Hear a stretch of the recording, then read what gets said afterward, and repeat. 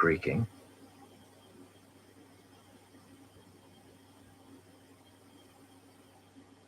This is Audible.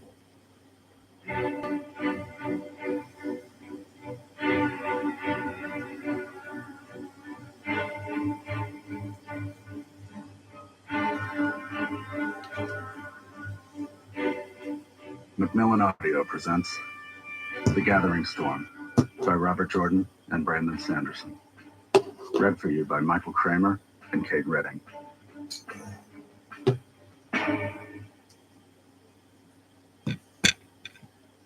Forward. In November 2007, I received a phone call that would change my life forever. Harriet McDougall, wife and editor of the late Robert Jordan, called to ask me if I would complete the last book of The Wheel of Time. For those who did not know Mr. Jordan had passed away, it pains me to be the one to break the news. I remember how I felt when, while idly browsing the internet on September 16, 2007, I discovered that he had died. I was shocked, stunned, and disheartened. This wonderful man, a hero to me in my writing career, was gone. The world suddenly became a different place. I first picked up The Eye of the World in 1990 when I was a teenage fantasy addict visiting my corner bookstore. I became a fan instantly and eagerly awaited the great hunt. Over the years, I've read the books numerous times, often rereading the entire series when a new book was released. Time passed, and I decided I wanted to become a fantasy author, influenced in large part by how much I loved The Wheel of Time. And yet never did I think that I would one day get that phone call from Harriet. It came to me as a complete surprise.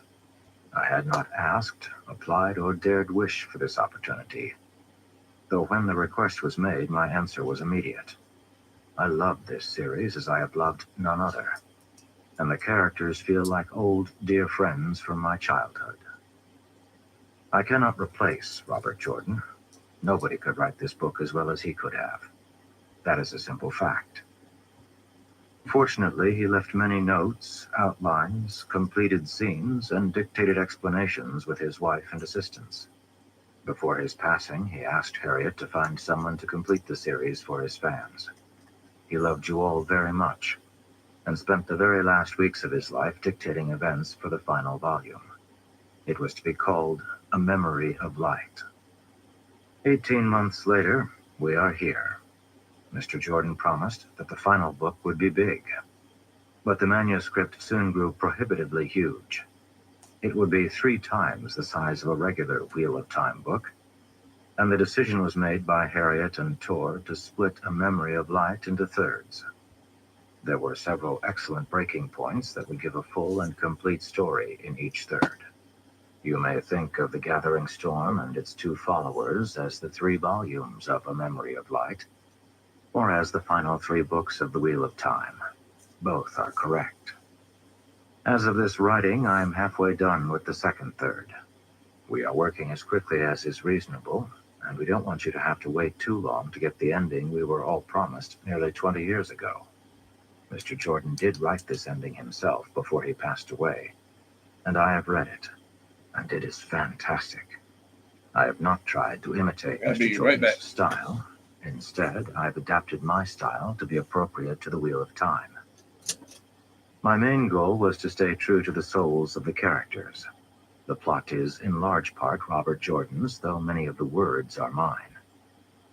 Imagine this book as the product of a new director working on some of the scenes of a movie while retaining the same actors and script. But this is a big project, and it will take time to complete. I beg your patience as we spend these next few years perfecting this story. We hold in our hands the ending of the greatest fantasy epic of our time, and I intend to see it done right. I intend to remain true to Mr. Jordan's wishes and notes. My artistic integrity and love for the books will not let me do anything less.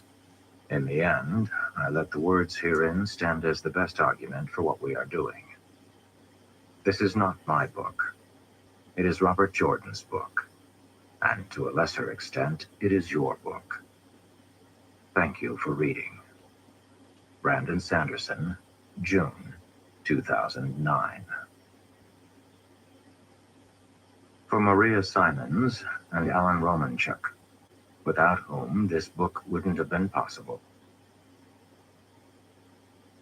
Ravens and crows, rats, mists and clouds, insects and corruption, strange events and odd occurrences, the ordinary twisted and strange, wonders. The dead are beginning to walk, and some see them. Others do not, but more and more we all fear the night. These have been our days. They rain upon us beneath a dead sky, crushing us with their fury, until as one we beg, let it begin. Journal of the Unknown Scholar, entry for the Feast of Freya, 1000 NE. The Gathering Storm.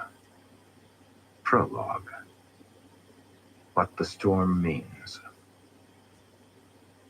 Reynold Fanoir sat on his porch, warming the sturdy black oak chair crafted for him by his grandson 2 years before. He stared northward, at the black and silver clouds. He'd never seen their like before. They blanketed the entire horizon to the north, high in the sky. They weren't gray, they were black and silver. Dark, rumbling thunderheads, as dark as a root cellar at midnight, with striking silver light breaking between them, flashes of lightning that gave off no sound. The air was thick with the sense of dust and dirt, of dried leaves and rain that refused to fall. Spring had come, and yet his crops didn't grow. Not a sprout had dared poke through the earth. He rose slowly from his chair, wood creaking, chair rocking softly behind him, and walked up to the edge of the porch. He chewed on his pipe, though its fire had gone out. He couldn't be bothered to relight it. Those clouds transfixed him. They were so black, like the smoke of a brush fire, only no brush fire smoke ever rose that high up in the air. And what to make of silver clouds, bulging between the black ones like places where polished steel shone through metal crusted with soot. He rubbed his chin, glancing down at his yard. A small whitewashed fence contained a patch of grass and shrubs. The shrubs were dead now, every one of them. Hadn't lasted through that winter. He'd need to pull them out soon. And the grass, well, the grass was still just winter thatch. Not even any weeds sprouted. A clap of thunder shook him, pure, sharp, like an enormous crash of metal against metal. It rattled the windows of the house, shook the porch boards, seemed to vibrate his very bones. He jumped back. That strike had been close, perhaps on his property. He itched to go inspect the damage. Lightning fire could destroy a man, burn him out of his land. Up here in the borderlands, so many things were unintentional tinder. Dry grass, dry shingles, dry seed. But the clouds were still distant. That strike couldn't have been on his property. The silver and black thunderheads rolled and boiled, feeding and consuming themselves. He closed his eyes, calming himself, taking a deep breath. Had he imagined the thunder? Was he going off the side, as Gaffin always joked? He opened his eyes, and the clouds were right there, directly above his house. It was as if they had suddenly rolled forward, intending to strike while his gaze was averted. They dominated the sky now, sweeping distantly in either direction, massive and overwhelming. He could almost feel their weight pressing the air down around him. He drew in a breath that was heavy with sudden humidity, and his brow prickled with sweat. Those clouds churned, dark black and silver thunderheads shaking with white blasts. They suddenly boiled downward, like the funnel cloud of a twister coming for him. He cried out, raising a hand, as a man might before a powerfully bright light. That blackness, That endless, suffocating blackness. It would take him. He knew. And then the clouds were gone. His pipe hit the porch floorboards, clicking softly, tossing burnt tobacco out in a spray across the steps. He hadn't realized he'd let it slip free. Renaud hesitated, looking up at empty blue sky, realizing that he was cringing at nothing. The clouds were off on the horizon again, some 40 leagues distant. They thundered softly. He picked up his pipe with a shaking hand, spotted from age, tanned from years spent in the sun. Just a trick of your mind, Renaud, he told himself. You're going off the side sure as eggs is eggs. He was on edge because of the crops. That had him on edge. Though he spoke optimistic words for the lads, it just wasn't natural. Something should have sprouted by now. He'd farmed that land for 40 years. Barley didn't take this long to sprout. Burn him, but it didn't. What was going on in the world these days? Plants couldn't be depended on to sprout, and clouds didn't stay where they should. He forced himself to sit back down in his chair, legs shaking. Getting old I am, he thought. He'd worked a farm all of his life. Farmsteading in the borderlands was not easy, but if you worked hard, you could grow a successful life while you grew strong crops. A man has as much luck as he has seeds in the field, his father had always said. Well, Renaud was one of the most successful farmers in the area. He'd done well enough to buy out the 2 farms beside his, and he could run 30 wagons to market each fall. He now had 6 good men working for him, plowing the fields, riding the fences. Not that he didn't have to climb down in the muck every day and show them what good farming was all about. You couldn't let a little success ruin you. Yes, he'd worked the land, lived the land, as his father always used to say. He understood the weather as well as a man could. Those clouds weren't natural. They rumbled softly, like an animal growling on a dark night, waiting, lurking in the nearby woods. He jumped at another crash of thunder that seemed too close. Were those clouds 40 leagues away? Is that what he'd thought? Looked more like 10 leagues away, now that he studied them. Don't get like that, he grumbled at himself. His own voice sounded good to him, real. It was nice to hear something other than that rumbling and the occasional creak of shutters in the wind. Shouldn't he be able to hear Ah Wing inside, getting supper ready? You're tired. That's it. Tired. He fished in his vest pocket and pulled out his tobacco pouch. A faint rumbling came from the right. At first he assumed it was the thunder. However, this rumbling was too grating, too regular. That wasn't thunder, it was wheels turning. Sure enough, a large, oxen-drawn wagon crested Mallard's Hill just to the east. Renaud had named that hill himself. Every good hill needed a name. The road was Mallard's Road, so why not name the hill that too? He leaned forward in his chair, pointedly ignoring those clouds as he squinted toward the wagon, trying to make out the driver's face. Thulin? The smith? What was he doing driving a wagon laden halfway to the heavens? He was supposed to be working on Renaud's new plow. Lean for one of his trade, Thulin was still twice as muscled as most farmhands. He had the dark hair and tan skin of a Shinaran, and kept his face shaved after their fashion, but he did not wear the topknot. Thulin's family might trace its roots back to borderland warriors, but he himself was just a simple countryman like the rest of them. He ran the smithy over in Oakwater, 5 miles to the east. Renaud had enjoyed many a game of stones with the smith during winter evenings. Thulin was getting on. He hadn't seen as many years as Renaud, but the last few winters had prompted Thulin to start speaking of retirement. Smithing wasn't an old man's trade. Of course, neither was farming. Were there really any old man's trades? Thulin's wagon approached along the packed earthen road, approaching Renaud's white-fenced yard. Now that's odd, Renaud thought. Behind the wagon trailed a neat string of animals, 5 goats and 2 milk cows. Crates of black-feathered chickens were tied on the outside of the wagon, and the bed of the wagon itself was piled full of furniture, sacks, and barrels. Thulan's youthful daughter, Mirala, sat on the seat with him next to his wife, a golden-haired woman from the south. 25 years Thulan's wife, but Renaud still thought of Galanha as that southern girl. The whole family was in the wagon, leading their best livestock, obviously on the move. But where? Off to visit relatives, perhaps? He and Thulan hadn't played a round of stones in, 3 weeks now. Not much time for visiting, what with the coming of spring and the hurried planting. Someone would need to mend the plows and sharpen the scythes. Who would do it if Thulan's smithy went cold? Renaud tucked a pinch of tobacco into his pipe as Thulan pulled the wagon up beside Renaud's yard.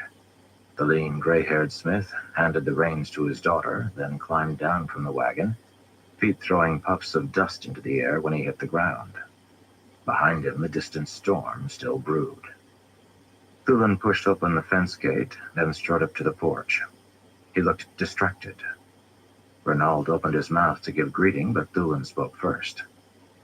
"I buried my best anvil in Galanha's old strawberry patch, Renaud," the big smith said. "You remember where that is, don't you? I packed my best set of tools there as well.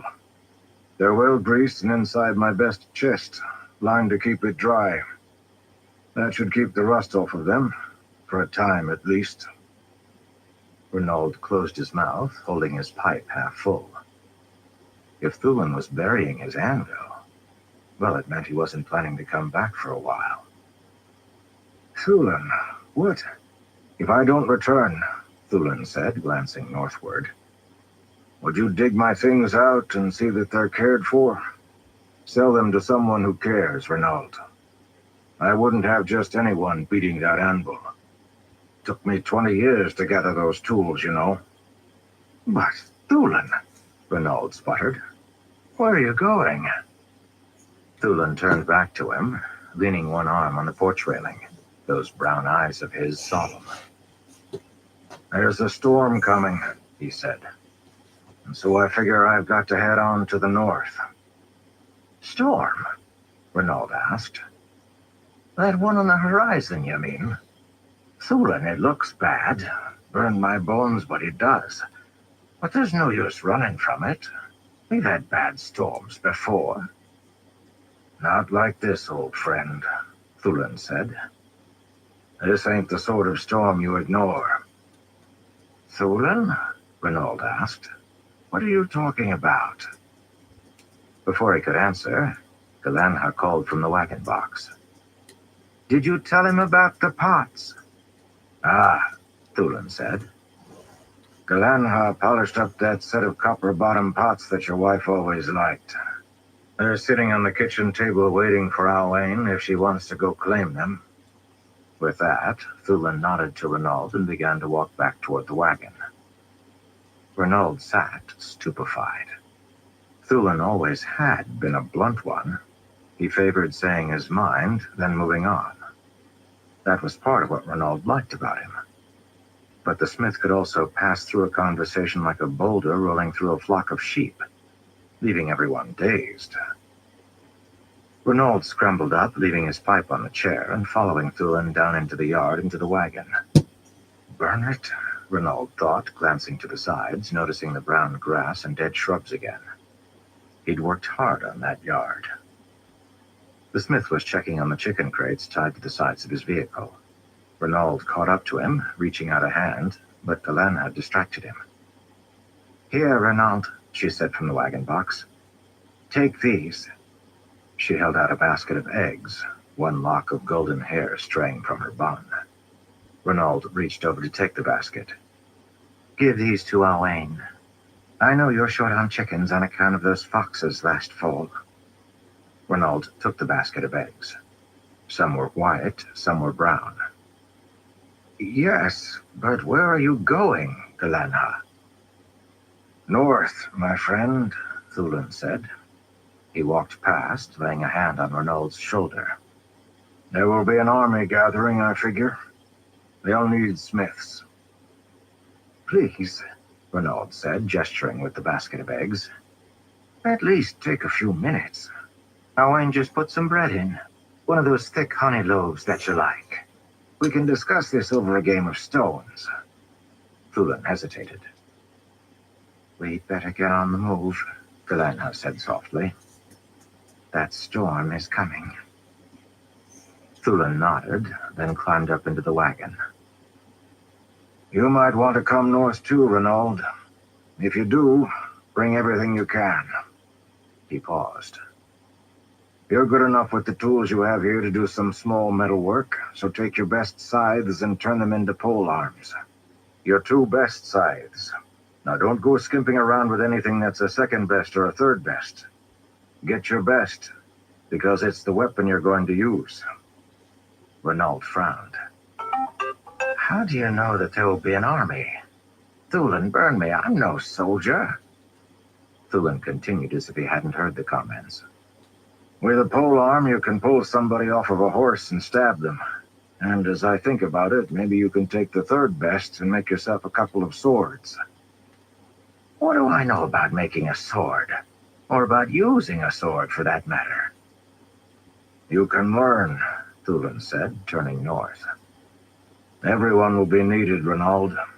Everyone. They're coming for us. He glanced back at Renaud. A sword really isn't all that tough to make. You take a scythe blade and straighten it out, then you find yourself a piece of wood to act as a guard to keep the enemy's blade from sliding down and cutting your hand. Mostly you'll be using things that you've already got. Renaud blinked. He stopped asking questions, but he couldn't stop thinking them. They bunched up inside his brain like cattle all trying to force their way through a single gate.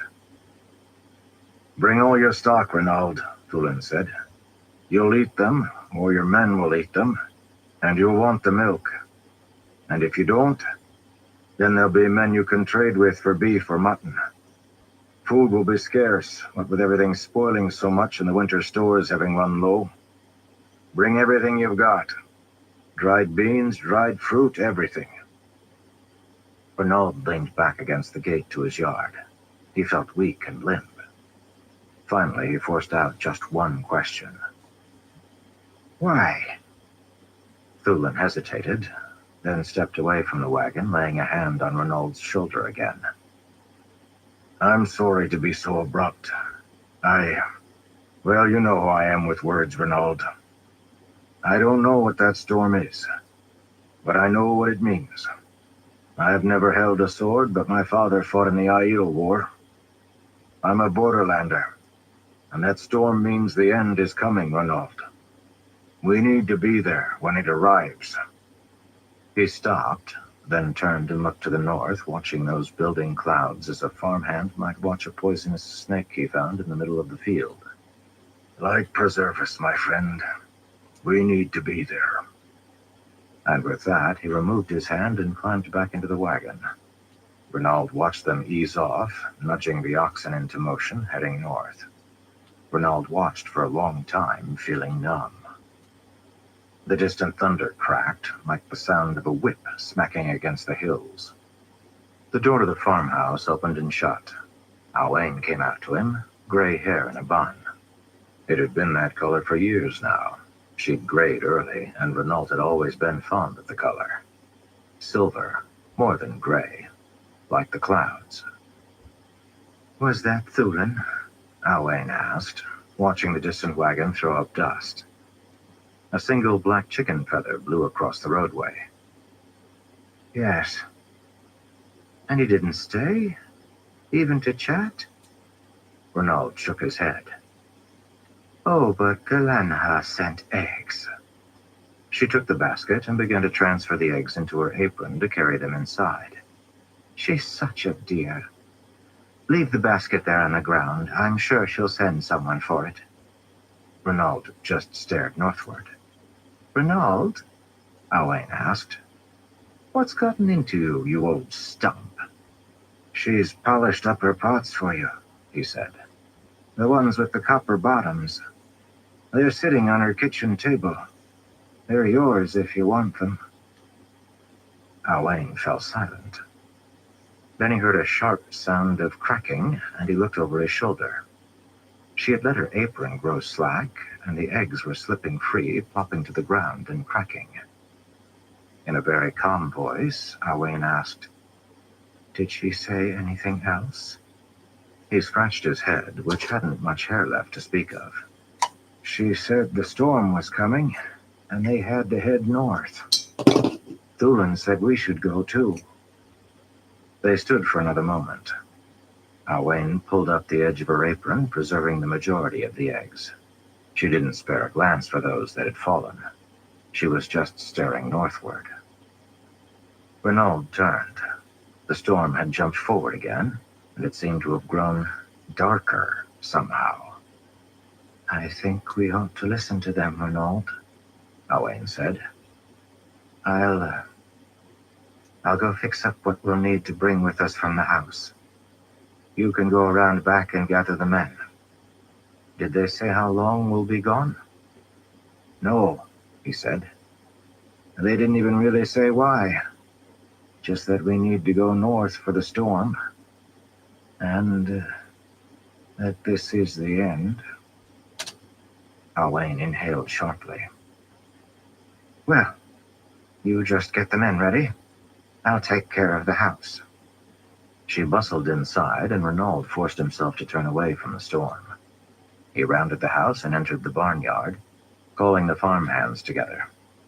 They were a stout lot, good men, all of them. His own sons had sought their fortunes elsewhere, but his 6 workers were nearly as close to him as sons.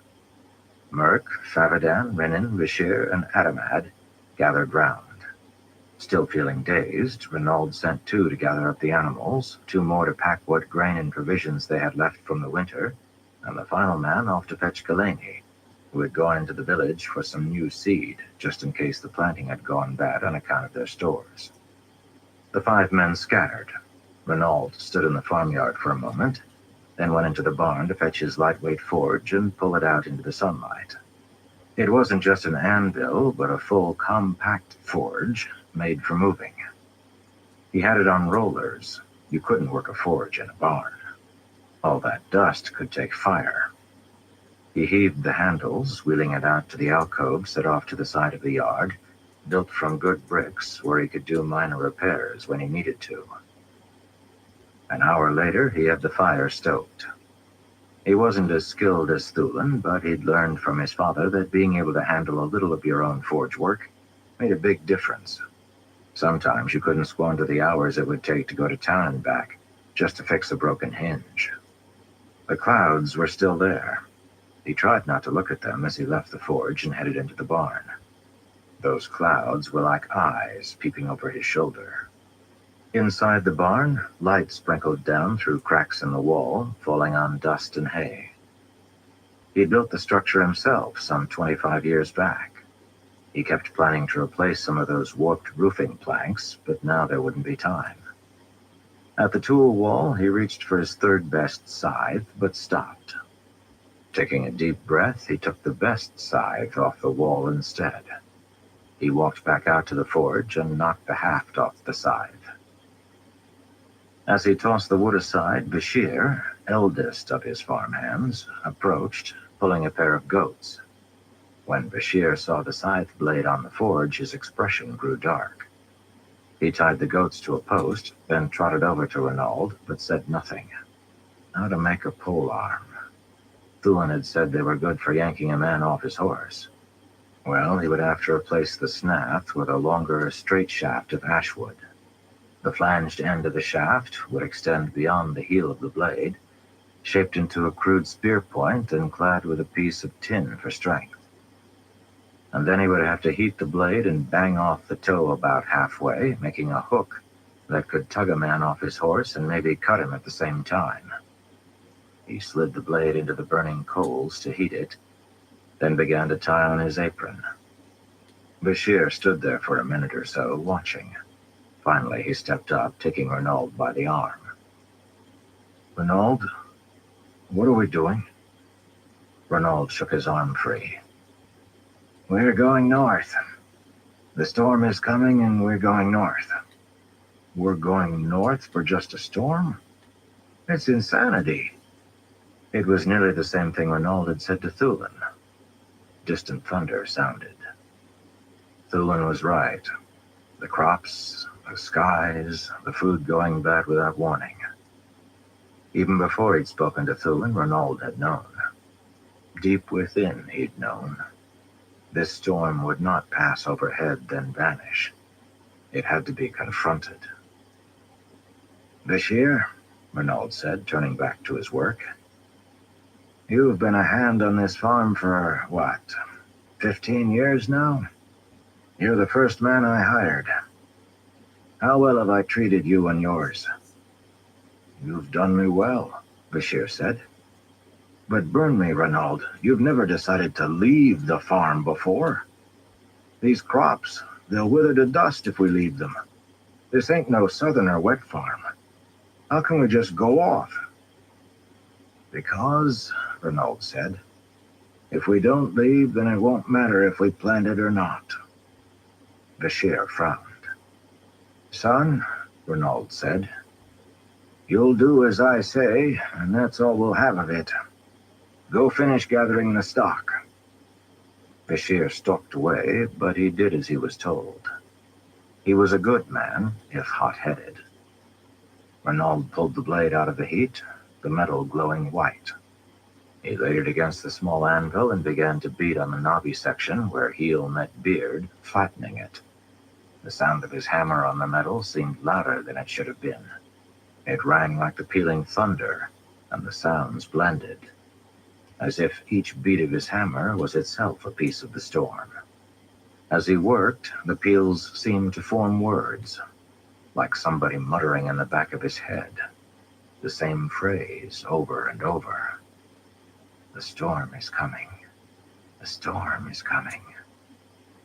He kept on pounding, keeping the edge on the scythe, but straightening the blade and making a hook at the end. He still didn't know why, but it didn't matter. The storm was coming, and he had to be ready. Watching the bow-legged soldiers tie Tanera's blanket-wrapped body across a saddle, Falendra fought the desire to begin weeping again, the desire to vomit. She was senior, and had to maintain some composure if she expected the 4 other surviving Suldam to do so. She tried to tell herself she had seen worse, battles where more than a single Suldam had died, more than one Damane. That brought her too near thinking of exactly how Tanera and her Miri met their deaths, though, and her mind shied from it. Huddling by her side, Nancy whimpered as Falendra stroked the Damane's head and tried to send soothing feelings through the Adam. That often seemed to work, but not so well today. Her own emotions were too roiled. If only she could forget that the Damane was shielded, and by whom, by what. Nancy whimpered again. You will deliver the message as I directed you, a man said behind her. No, not just any man. The sound of his voice stirred the pool of acid in her belly. She made herself turn to face him, made herself meet those cold, hard eyes. They changed with the angle of his head, now blue, now gray, but always like polished gemstones. She had known many hard men, but had she ever known one hard enough to lose a hand and moments later take it as if he had lost a glove? She bowed formally, twitching the Adam so that Nancy did the same. So far they had been treated well for prisoners under the circumstances, even to being given wash water, and supposedly they would not remain prisoners much longer. Yet with this man, who could say what might make that change? The promise of freedom might be part of some scheme. I will deliver your message with the care it requires, she began, then stumbled over her tongue. What honorific did she use for him? My Lord Dragon, she finished hurriedly. The words dried her tongue, but he nodded, so it must have sufficed. One of the Marath Damane appeared through that impossible hole in the air, a young woman with her hair in a long braid. She wore enough jewelry for one of the blood. and of all things a red dot in the middle of her forehead. "How long do you mean to stay here, Rand?" she demanded, as if the hard-eyed young man were a servant rather than who he was. "How close to Abu Dar are we here? The place is full of Shanshan, you know, and they probably fly Rakan all around it." "Did Kedswain send you to ask that?" he said, and her cheeks colored faintly. "Not much longer, Nynaeve. A few minutes." The young woman shifted her gaze to the other Suldam and Damane, all taking their lead from Falendra, pretending there were no Marath Damane watching them, and especially no men in black coats. The others had straightened themselves as best they could. Surya had washed the blood from her face and from her Tabi's face, and Malian had tied large compresses on them that made them appear to be wearing odd hats. CR had managed to clean off most of the vomit she had spilled down the front of her dress. "I still think I should heal them," Nynaeve said abruptly. "Hits to the head can cause odd things that don't come on right away." Surya, her face hardening, moved Tabi behind her as if to protect the Damane. As if she could. Tabi's pale eyes had widened in horror. Falendra raised a pleading hand toward the tall young man. Toward the Dragon Reborn, it seemed. "Please, they will receive medical aid as soon as we reach Abu Dar." "Give over, Nynaeve," the young man said. "If they don't want healing, they don't want it." The Marath Damane scowled at him, gripping her braid so hard that her knuckles turned white. He turned his own attention back to Falendra. "The road to Abu Dar lies about an hour east of here. You can reach the city by nightfall if you press. The shields on the Damane will evaporate in about half an hour. Is that right for the Saidar woven shields, Nynaeve?" The woman scowled at him in silence. "Is that right, Nynaeve?" "Half an hour," she replied finally. "But none of this is right," Rand al'Thor. "Sending those Damane back. It isn't right, and you know it." For a moment his eyes were even colder. Not harder, that would have been impossible, but for that long moment they seemed to hold caverns of ice. "Right was easy to find, when all I had to care for was a few sheep," he said quietly. "Nowadays, sometimes it's harder to come by." Turning away, he raised his voice. "Loghain, get everyone back through the gateway." Yes, Maurice, I'm not trying to command you. If you'll deign to join us, though, it will be closing soon." Marath Damane, the ones who called themselves Aes Sedai, began filing through that mad opening in the air, as did the black-coated men, the Ashaman, all mingling with the hook-nosed soldiers. Several of those finished tying Tanera to the saddle of the horse. The beasts had been provided by the Dragon Reborn. How odd that he should give them gifts after what had happened. The hard-eyed young man turned back to her. "Repeat your instructions."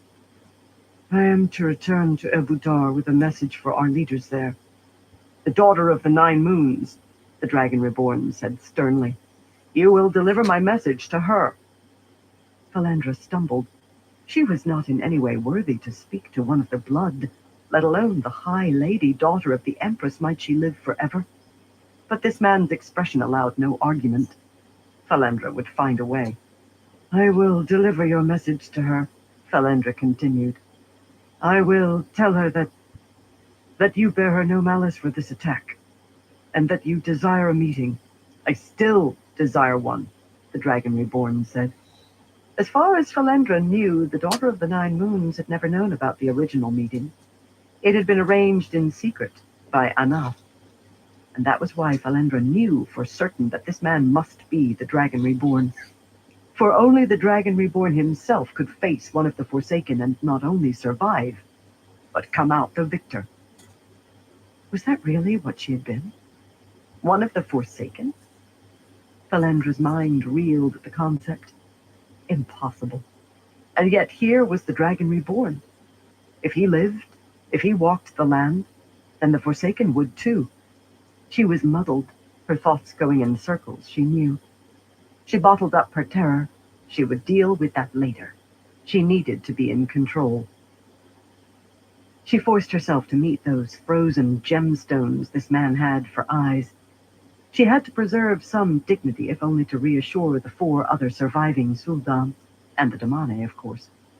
If the Sul'dam lost composure again, there would be no hope for the Damane. "I will tell her," Felendra said, managing to keep her voice even, "that you still desire a meeting with her, that you believe there must be peace between our peoples, and I am to tell her that Lady Anath was one of the Forsaken." To the side, she saw some of the Marath Damane push Anath through the hole in the air, maintaining a stately bearing despite her captivity. She always had tried to dominate above her station. Could she really be what this man said she was? How was Falendra to face the Der Sul'dam and explain this tragedy, this terrible mess? She itched to be away from it, to find someplace to hide. "We must have peace," the Dragon Reborn said. "I will see it happen. Tell your mistress that she can find me in Arad Doman. I will quell the battle against your forces there. Let her know that I give this as a sign of good faith, just as I release you out of good faith. It is no shame to be manipulated by one of the Forsaken, particularly not that creature. In a way, I rest more easily now. I worried that one of them would have infiltrated the Shanshan nobility. I should have guessed that it would be Semirag. She always preferred a challenge." He spoke of the Forsaken with an incredible sense of familiarity, and it gave Falendra chills. He glanced at her. "You may go," he said, then walked over and passed through the rip in the air. What she would give to have that traveling trick for Nensi. The last of the Marath Damane passed through the hole, and it closed, leaving Falendra and the others alone. They were a sorry group. Talha was still crying, and Malian looked ready to sick up. Several of the others had had bloodied faces before they washed, and faint red smears and flakes of crusted blood still marred their skin. Falendra was glad she had been able to avoid accepting healing for them. She had seen one of those men healing members of the Dragon's party. Who knew what taint it would leave on a person to be beneath those corrupt hands? "Be strong," she commanded the others, feeling far more uncertain than she sounded. He had actually let her free. She'd barely dared hope for that. Best to be away soon, very soon. She chivied the others onto the horses he had given, and within minutes they were riding south toward Ebudar, each Sul'dam riding with her companion Damane at her side. The events of this day could mean having her Damane stripped from her, being forbidden to hold the Adam ever again. With Anath gone, punishment would be demanded of someone. What would High Lady Surath say? Damane dead, the Dragon Reborn insulted. Surely losing access to the Adam was the worst that could happen to her. They wouldn't make one such as Falendra Dakovale, would they? The thought made the bile twist inside of her again. She would have to explain the events of this day very carefully. There had to be a way she could present these matters in a way that would save her life. She'd given her word to the dragon to speak directly to the daughter of the 9 moons, and she would. But she might not do so immediately. Careful consideration would have to be given. Very careful consideration.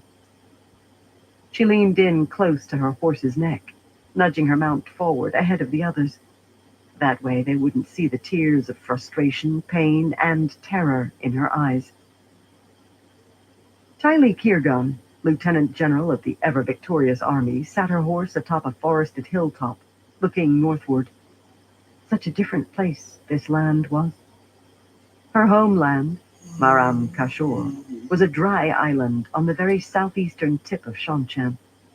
The lama trees there were straight, towering monsters, with fronds sprouting from the top like the hair crest of a member of the High Blood. The things that passed for trees in this land were gnarled, twisting, branching shrubs by comparison. Their limbs were like the fingers of old soldiers, gone arthritic from years holding the sword. What did the locals call these plants? Brushwood trees? So odd.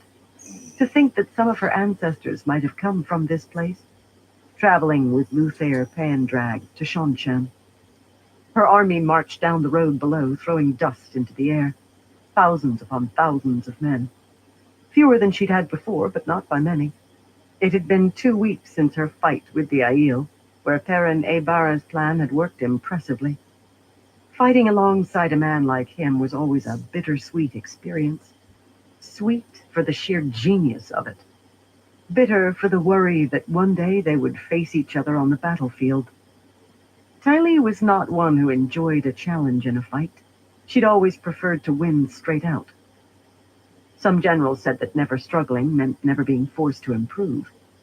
Tylee figured that she and her men would do their improving on the practice field and leave the struggling to her enemies. She would not like to face Perrin. No, she would not. And not just because she was fond of him. Slow hoofbeats sounded on the earth. She glanced to the side as Mishima rode his horse, a pale gelding, up next to hers. He had his helm tied to his saddle, and his scarred face was thoughtful. They were a pair, the two of them. Tylee's own face bore its share of old scars. Mishima saluted her, more respectful now that Tylee had been raised to the blood. That particular message, delivered by Rakan, had been an unexpected one. It was an honor, and one she still wasn't accustomed to. "Still mulling over the battle?" Mishima asked. "I am," Tylee said. 2 weeks, and still it dominated her mind. "What do you think?" "Of Aybara, you mean?" Mishima asked. He still spoke to her like a friend, even if he kept himself from meeting her eyes. "He is a good soldier, perhaps too focused, too driven, but solid." "Yes," Tylee said, then shook her head. "The world is changing, Mishima, in ways we cannot anticipate. First Aybara, and then the oddities." Mishima nodded thoughtfully. "The men don't want to speak of them." "The events have happened too often to be the work of delusion," Tylee said. "The scouts are seeing something." "Men don't just vanish," Mishima said. "You think it's the one power?" "I do not know what it is," she said. She glanced over the trees around her. Some trees she'd passed earlier had begun to send out spring growth, but not a one of these had done so. They looked skeletal, though the air was warm enough for it to be planting season already. "Do they have trees like this in Halamak?" "Not exactly like them," Mishima said, "but I've seen their like before." "Should they have budded by now?" He shrugged. "I'm a soldier, General Tylee." "I hadn't noticed," she said dryly. He grunted. "I mean that I don't pay attention to trees. Trees don't bleed. Perhaps they should have budded, but perhaps not. Few things make sense on this side of the ocean. Trees that don't bud in spring, that's just another oddity. Better that than more Marath Damane acting like they were of the blood, everyone bowing and scraping to them." He shuddered visibly. Tylee nodded, but she didn't share his revulsion. Not completely. She wasn't certain what to think of Perrin Aybara and his Aes Sedai, let alone his Ashaman. And she didn't know much more about trees than Mishima. But it felt to her that they should have started to bud. And those men the scouts kept seeing in the fields, how could they vanish so quickly, even with the one power? The quartermaster had opened up one of their packs of travel rations today and found only dust. Tylee would have started a search for a thief or a prankster if the quartermaster hadn't insisted that he'd checked that pack just moments before. Karm was a solid man. He'd been her quartermaster for years. He did not make mistakes. Rotting food was so common here. Karm blamed the heat of this strange land. But travel rations couldn't rot or spoil, at least not this unpredictably. The omens were all bad these days. Earlier today she'd seen 2 dead rats lying on their backs, one with a tail in the mouth of the other. It was the worst omen she'd ever seen in her life, and it still chilled her to think of it. Something was happening. Perrin hadn't been willing to speak of it much, but she saw a weight upon him. He knew much more than he had spoken. We can't afford to be fighting these people, she thought. It was a rebellious thought, one she wouldn't speak to Mishima. She didn't dare ponder it. The Empress, might she live forever, had ordered that this land be reclaimed. Suroth and Galgan were the Empire's chosen leaders in the venture, until the Daughter of the Nine Moons revealed herself. While Tylee couldn't know the High Lady Tuon's thoughts, Suroth and Galgan were united in their desire to see this land subdued. It was practically the only thing they did agree upon. None of them would listen to suggestions that they should be looking for allies among the people of this land rather than enemies. Thinking about it was close to treason, insubordination at least. She sighed and turned to Mishima, prepared to give the order to begin scouting for a place to camp for the night. She froze.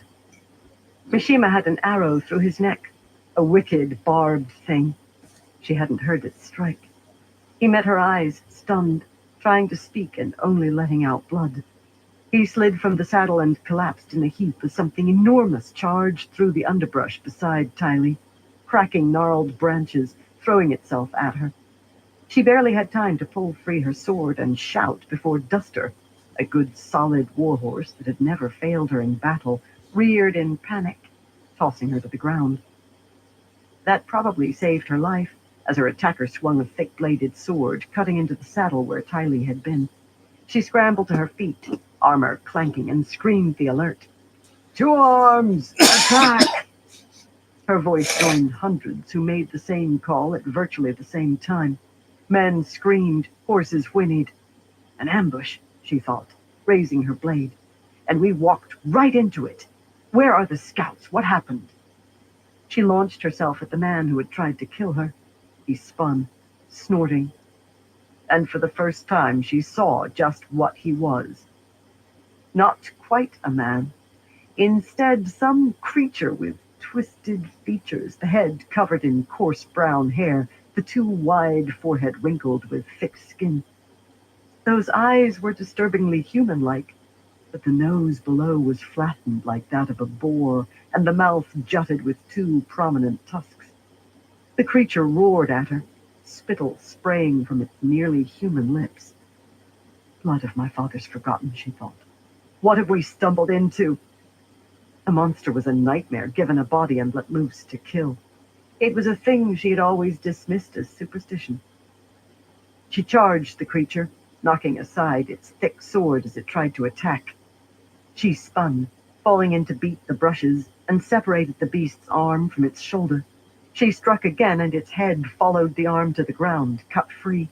It stumbled, somehow still walking 3 steps before collapsing. The trees rustled, more branches snapping. Just down from her hillside, Tylee saw that hundreds of the creatures had broken out of the underbrush, attacking the line of her men near the middle, causing chaos.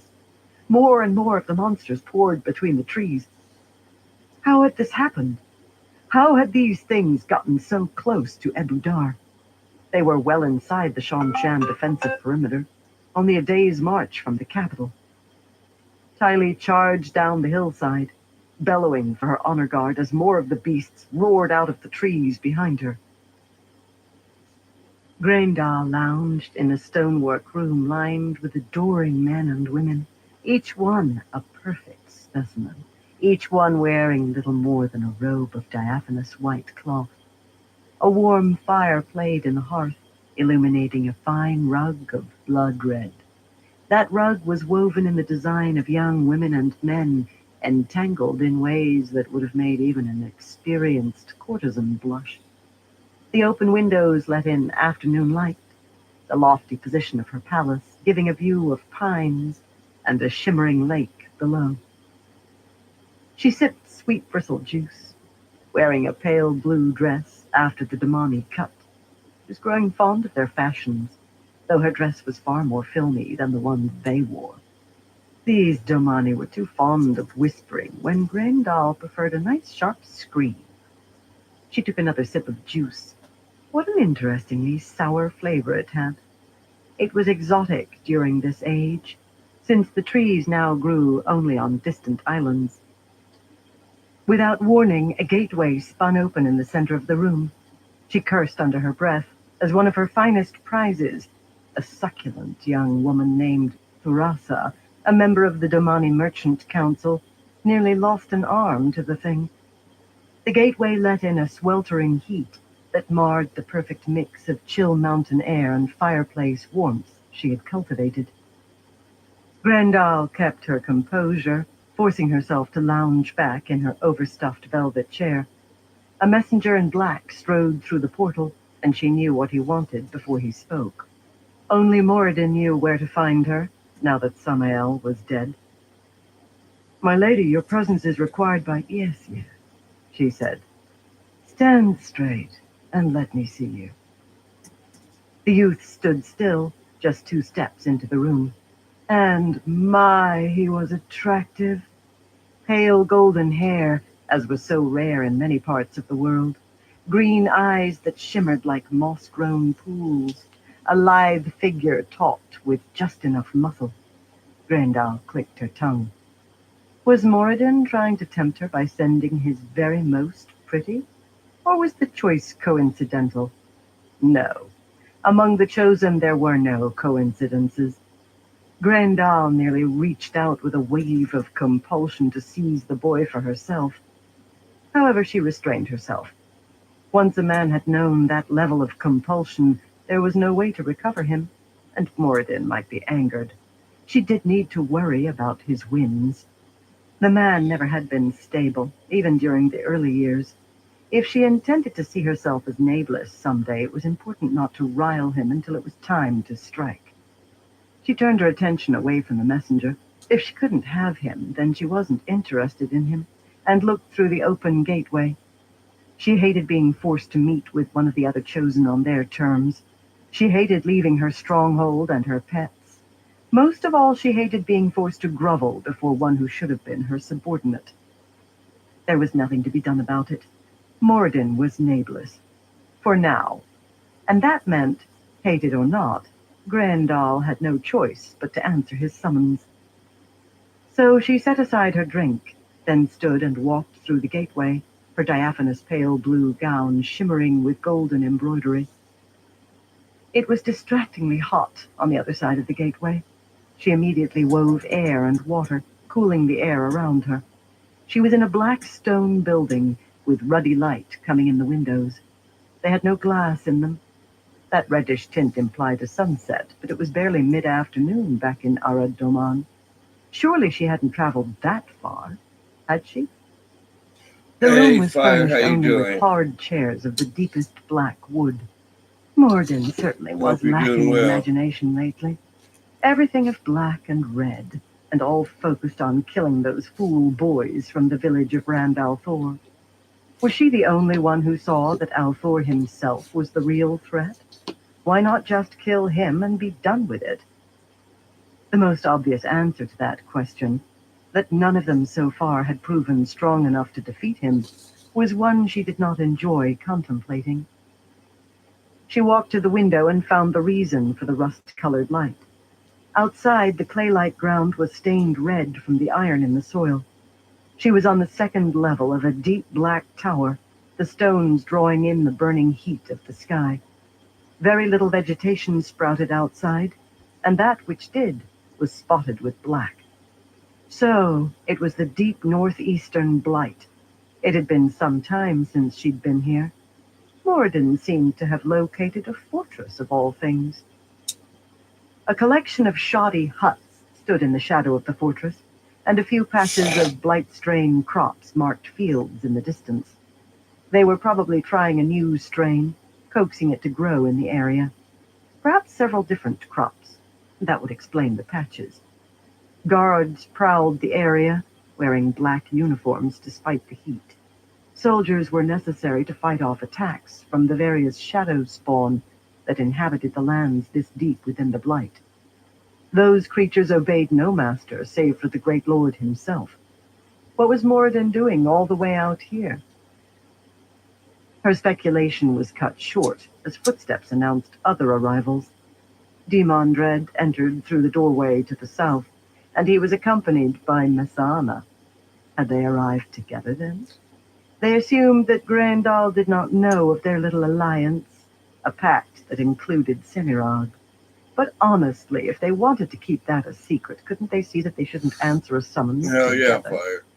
Grandal hid a smile as she nodded to the two of them, then selected the largest ready and to most smoke. comfortable-looking of the room's chairs to sit in.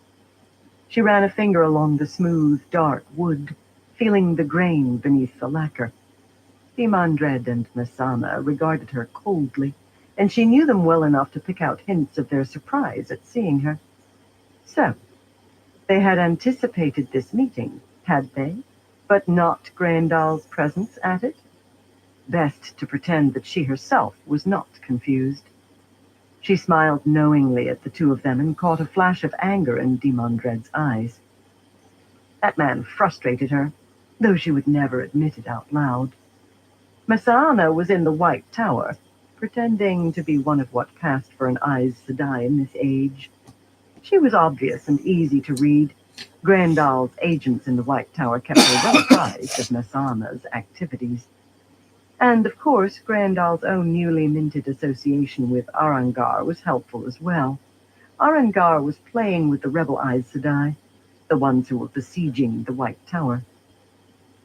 Yes, Messana did not confuse her, and the others were equally easy to track.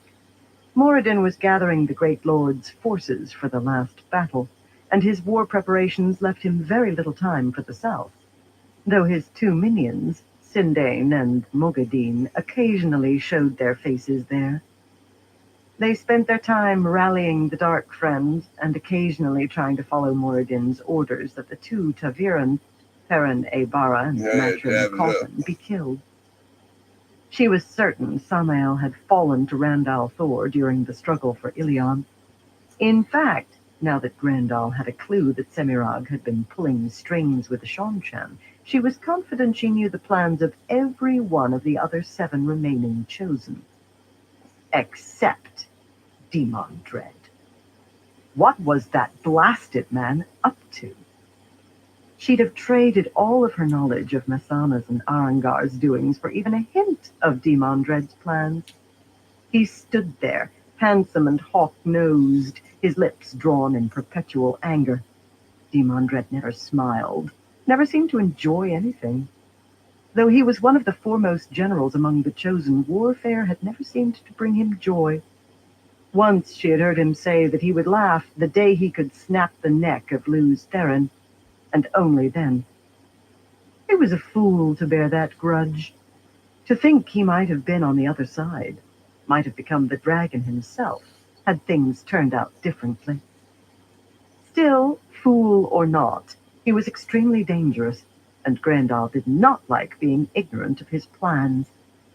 Where had he set up? Demondred liked having armies to command, but there were none left moving in the world.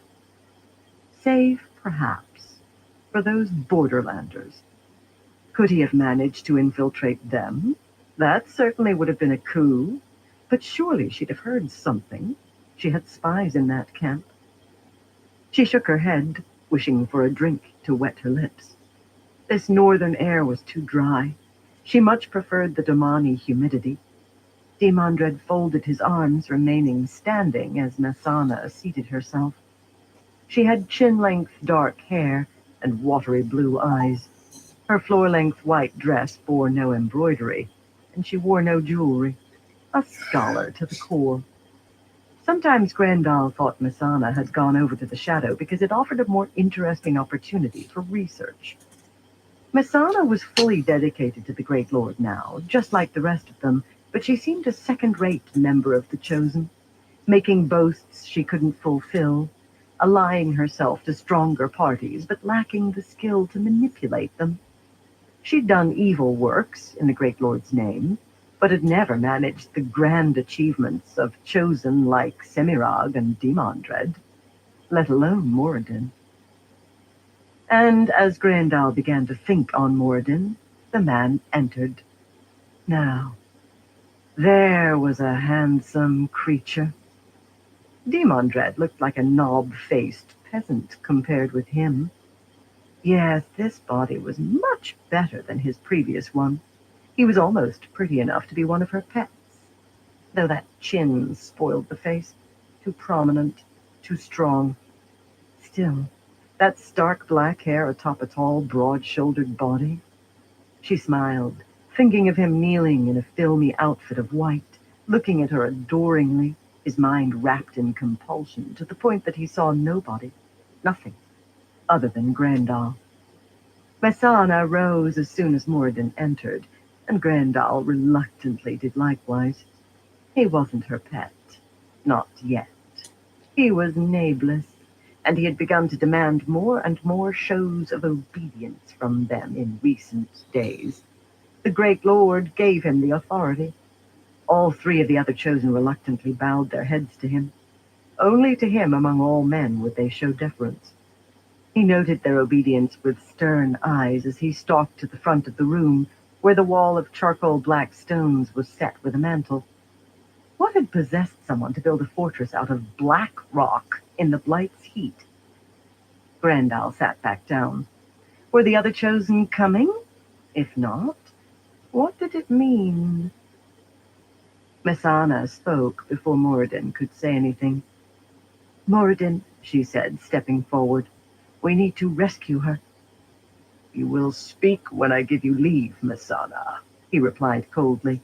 You are not yet forgiven. She cringed, then obviously grew angry at herself for it. Moradin ignored her, glancing over at Grandal, eyes narrow. What was that look for? You may continue, he finally said to Messana, but remember your place. Messana's lips formed a line, but she did not argue. Moradin, she said, tone less demanding. You saw the wisdom in agreeing to meet with us? Surely that was because you are as shocked as we are. We do not have the resources to help her ourselves. She is bound to be well guarded by Aes Sedai and those Ashaman. You need to help us free her. Semirag deserves her imprisonment, Moradin said, resting his arm on the mantel, still turned away from Messana. Semirag? Captured? Grandal had just barely learned that the woman was impersonating an important Shanshan. What had she done to get herself captured? If there were Ashaman, then it seemed she'd managed to be taken by Althor himself. Despite her startlement, Grandal maintained her knowing smile. Demondred glanced at her. If he and Messana had asked for this meeting, then why had Moradin sent for Grandal? But think of what Semirag might reveal, Messana said, ignoring Grandal. Beyond that, she is one of the chosen. It is our duty to aid her. And beyond that, Grandal thought, she is a member of the little alliance you two made, perhaps the strongest member. Losing her will be a blow to your bid for control of the chosen. She disobeyed, Moradin said. She was not to try to kill Althor. She didn't intend to, Messana said hastily. Our woman there thinks that the bolt of fire was a reaction of surprise, not an intention to kill. And what say you of this, Demondred? Moradin said, glancing at the shorter man. I want Luz Therin, Demondred said, his voice deep, his expression dark, as always. Semirag knows that. She also knows that if she'd killed him, I would have found her and claimed her life in retribution. Nobody kills Althor.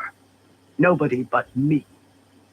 You or the Great Lord, Demondred, Moradin said, voice dangerous. His will dominates us all. Yes, of course it does, Messana cut in, stepping forward, plain dress brushing the mirror-bright black marble floor. Moradin, the fact remains that she didn't intend to kill him, just to capture him. Of course she intended to capture him, Moradin roared, causing Messana to flinch. That was what she was ordered to do, and she failed at it, Messana. Failed spectacularly, leaving him wounded despite my express command that he wasn't to be harmed. And for that incompetence she will suffer. I will give you no aid in rescuing her. In fact, I forbid you to send her aid. Do you understand? Asana flinched again. Demandred did not. He met Moradin's eyes, then nodded. Yes, he was a cold one. Perhaps Grandal underestimated him. He very well might be the most powerful of the three, more dangerous than Semirag. She was emotionless and controlled, true, but sometimes emotion was appropriate. It could drive a man like Demandred to actions that a more cool-headed person couldn't even contemplate. Moradin looked down, flexing his left hand as if it were stiff. Grandal caught a hint of pain in his expression. Let Semirag rot, Moradin growled. Let her see what it is to be the one questioned. Perhaps the Great Lord will find some use for her in the coming weeks, but that is his to determine. Now, tell me of your preparations. Masana paled just slightly, glancing at Grandal. Demandred's face grew red, as if he was incredulous that they would be interrogated in front of another chosen. Grandal smiled at them. I am perfectly poised, Masana said, turning back to Moradin with a sweep of her head. The White Tower and those fools who rule it will shortly be mine. I will deliver not just a broken White Tower to our great lord, but an entire brood of channelers who, one way or another, will serve our cause in the last battle. This time, the Aes Sedai will fight for us. A bold claim, Moradin said. I will make it happen, Masana said evenly. My followers infest the tower like an unseen plague, festering inside of a healthy-looking man at market. More and more join our cause, some intentionally, others unwittingly. It is the same either way. Grandal listened thoughtfully. Arengar claimed that the rebel Aes Sedai would eventually secure the tower, though Grandal herself wasn't certain. Who would be victorious, the child or the fool? Did it matter? And you? Moradin asked Demandred. My rule is secure, Demandred said simply. I gather for war. We will be ready. Grandal itched for him to say more than that, but Moradin did not push. Still, it was much more than she'd been able to glean on her own. Demandred apparently held a throne and had armies, which were gathered. The borderlanders marching through the east seemed more and more likely. You two may withdraw, Moradin said. Masana sputtered at the dismissal, but Demandred simply turned and stalked away. Grandal nodded to herself. She'd have to watch him. The Great Lord favored action, and often those who could bring armies to his name were best rewarded. Demandred could very well be her most important rival, following Moradin himself, of course. He had not dismissed her, and so she remained seated as the other two withdrew. Moradin stayed where he was, one arm leaning against the mantel. There was silence in the two-black room for a while, and then a servant in a crisp red uniform entered, bearing 2 cups. He was an ugly thing, with a flat face and bushy eyebrows, worth no more than a passing glance. She took a sip of her drink and tasted new wine, just slightly tart, but quite good. It was growing hard to find good wine. The Great Lord's touch on the world tainted everything, spoiling food, ruining even that which never should have been able to spoil. Moradin waved the servant away, not taking his own cup. Grandal feared poison, of course. She always did when drinking from another's cup. However, there would be no reason for Moradin to poison her. He was nameless. While most of them resisted showing subservience to him, more and more he was exerting his will on them, pushing them into positions as his lessers. She suspected that, if he wished, he could have her executed in any manner of ways, and the Great Lord would grant it to him. So she drank and waited. Did you glean much from what you heard, Grendal? Moradin asked. As much as could be gleaned, she answered carefully. I know how you crave information. Mogedion has always been known as the spider, pulling strings from afar. But you are in many ways better at it than she. She winds so many webs that she gets caught in them. You are more careful. You strike only when wise, but are not afraid of conflict. The Great Lord approves of your initiative. My dear Moradin, she said, smiling to herself, you flatter me. Do not toy with me, Grendel, he said, voice hard. Take your compliments and be silent. She recoiled as if slapped, but said no more. I gave you leave to listen to the other two as a reward, Moradin said. Nablus has been chosen, but there will be other positions of high glory in the Great Lord's reign, some much higher than others. Today was a taste of the privileges you might enjoy. I live only to serve the Great Lord. Then serve him in this, Moradin said, looking directly at her. Althor moves for Arad Doman.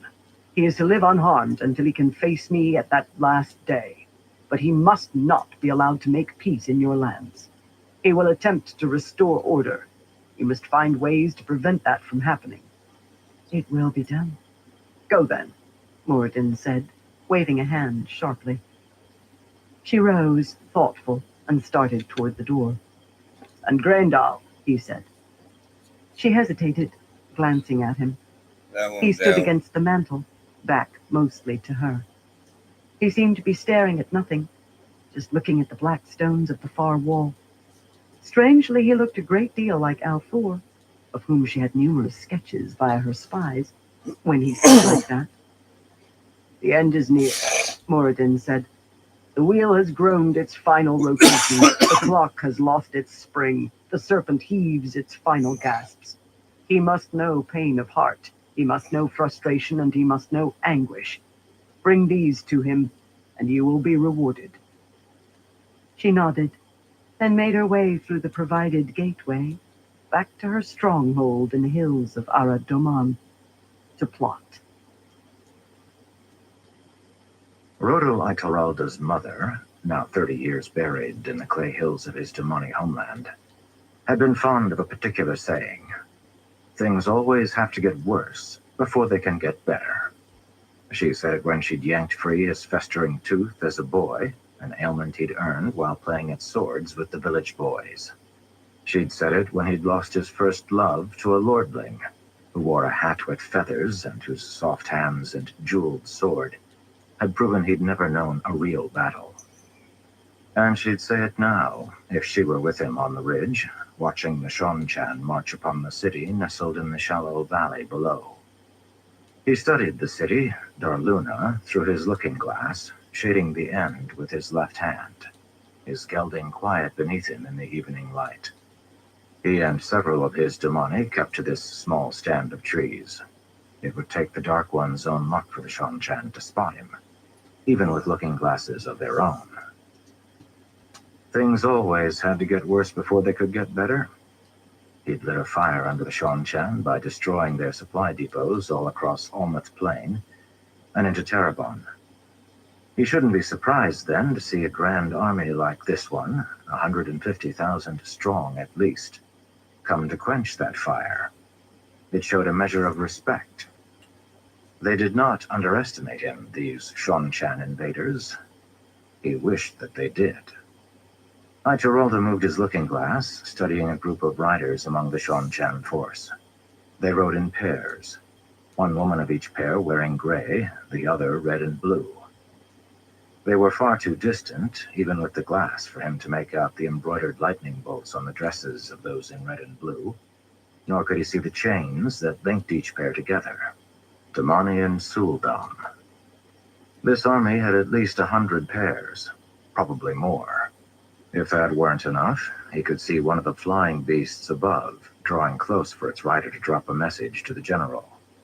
With those creatures to carry their scouts, the Shonchan army had an unprecedented edge. Ituralda would have traded 10,000 soldiers for one of those flying beasts. Other commanders might have wanted the Domani, with their ability to throw lightnings and cause the earth to heave. But battles, like wars, were won by information as often as they were by weapons. Of course, the Shonchan had superior weapons as well as superior scouts. They also had superior troops. Though Ituralda was proud of his Domani, many of his men were ill-trained or too old for fighting. He almost lumped himself in that latter group, as the years were beginning to pile on him like bricks on a pallet. But he gave no thought to retiring.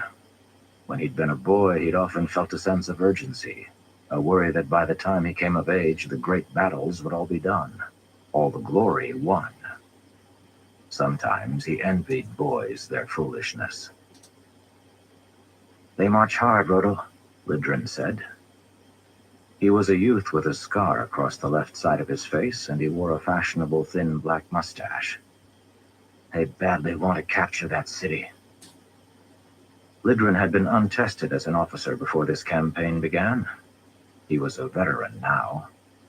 Although Aichiralda and his forces had won nearly every engagement they'd had with the Shan-Chan, Lidrin had seen 3 of his companion officers fall, poor Jalam Nishur among them.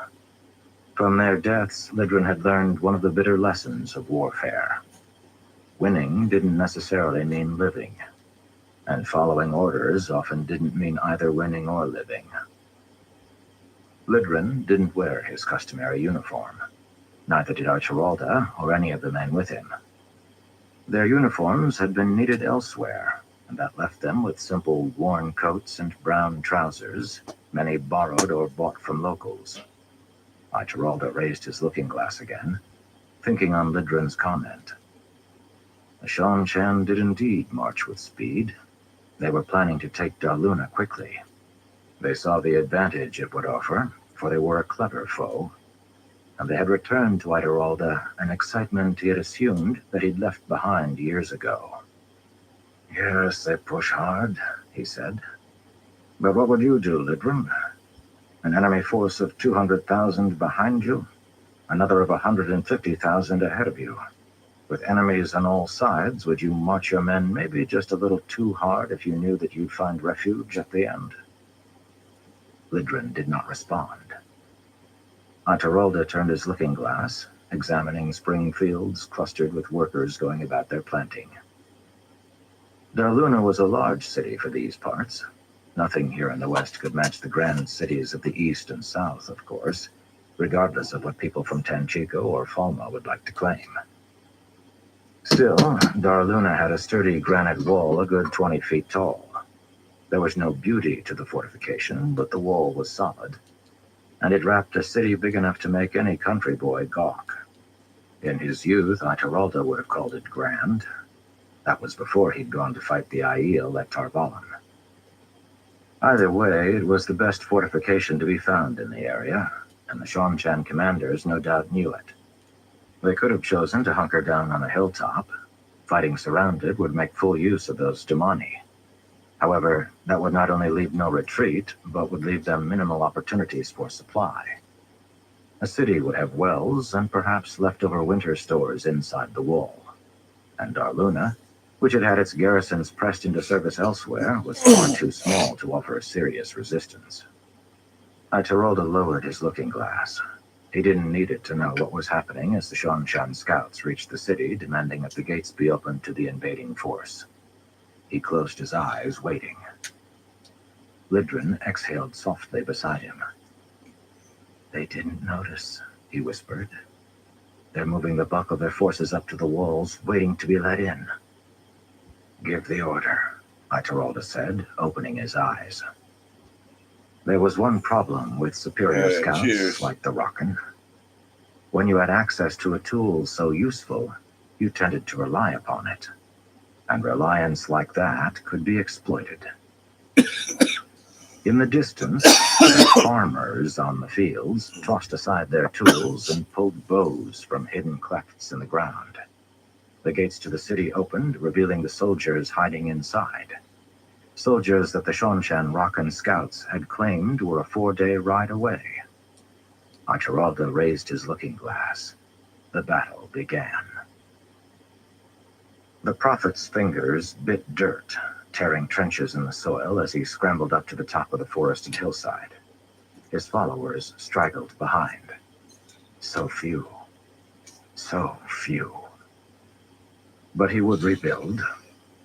The glory of the dragon reborn followed him, and no matter where he went, he found willing souls. Those with hearts that were pure, those who had hands that burned to destroy the shadow. Yes. Think not of the past, think of the future, when the Lord Dragon would rule all of the land, when men would be subject only to him and to his prophet beneath him. Those days would be glorious indeed, days when none would dare scorn the prophet or deny his will. Days when the prophet wouldn't have to suffer the indignity of living near the very camp, the very one, as shadow spawn like that creature Ibarra. Glorious days were coming. It was difficult to keep his thoughts on those future glories. The world around him was filthy. Men denied the dragon and sought the shadow. Even his own followers, yes. That must have been why they had fallen.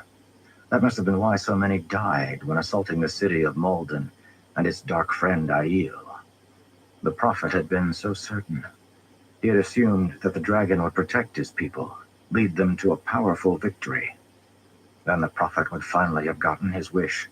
He could have killed Pt.1 with his own hands. Twist that too-thick bull's neck in his fingers, twist it around, squeezing, feeling the bones crack, the flesh wring, the breath stop. The prophet reached the top of the ridge and brushed the dirt from his fingers. He breathed in and out, scanning around him, underbrush rustling as his few remaining followers climbed up toward him.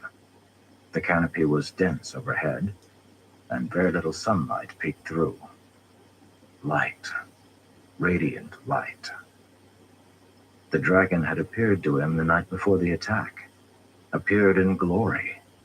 A figure of light glowing in the air in shimmering robes. Kill Pt.1, the dragon had commanded. Kill him. And so the prophet had sent his very best tool, Ibarra's own dear friend. That boy, that tool had failed. Aram was dead. The prophet's men had confirmed it. Tragedy. Was that why they had not prospered? Was that why, out of his thousands of followers, he now only had a bare handful? No. No. They must have turned against him, secretly worshipping the shadow. Aram, dark friend. That was why he had failed. The first of his followers, battered, dirtied, bloodied, exhausted, reached the top of the ridge. They wore threadbare clothing that did not set them above others, the clothing of simplicity and goodness. The prophet counted them off. Fewer than 100. So few.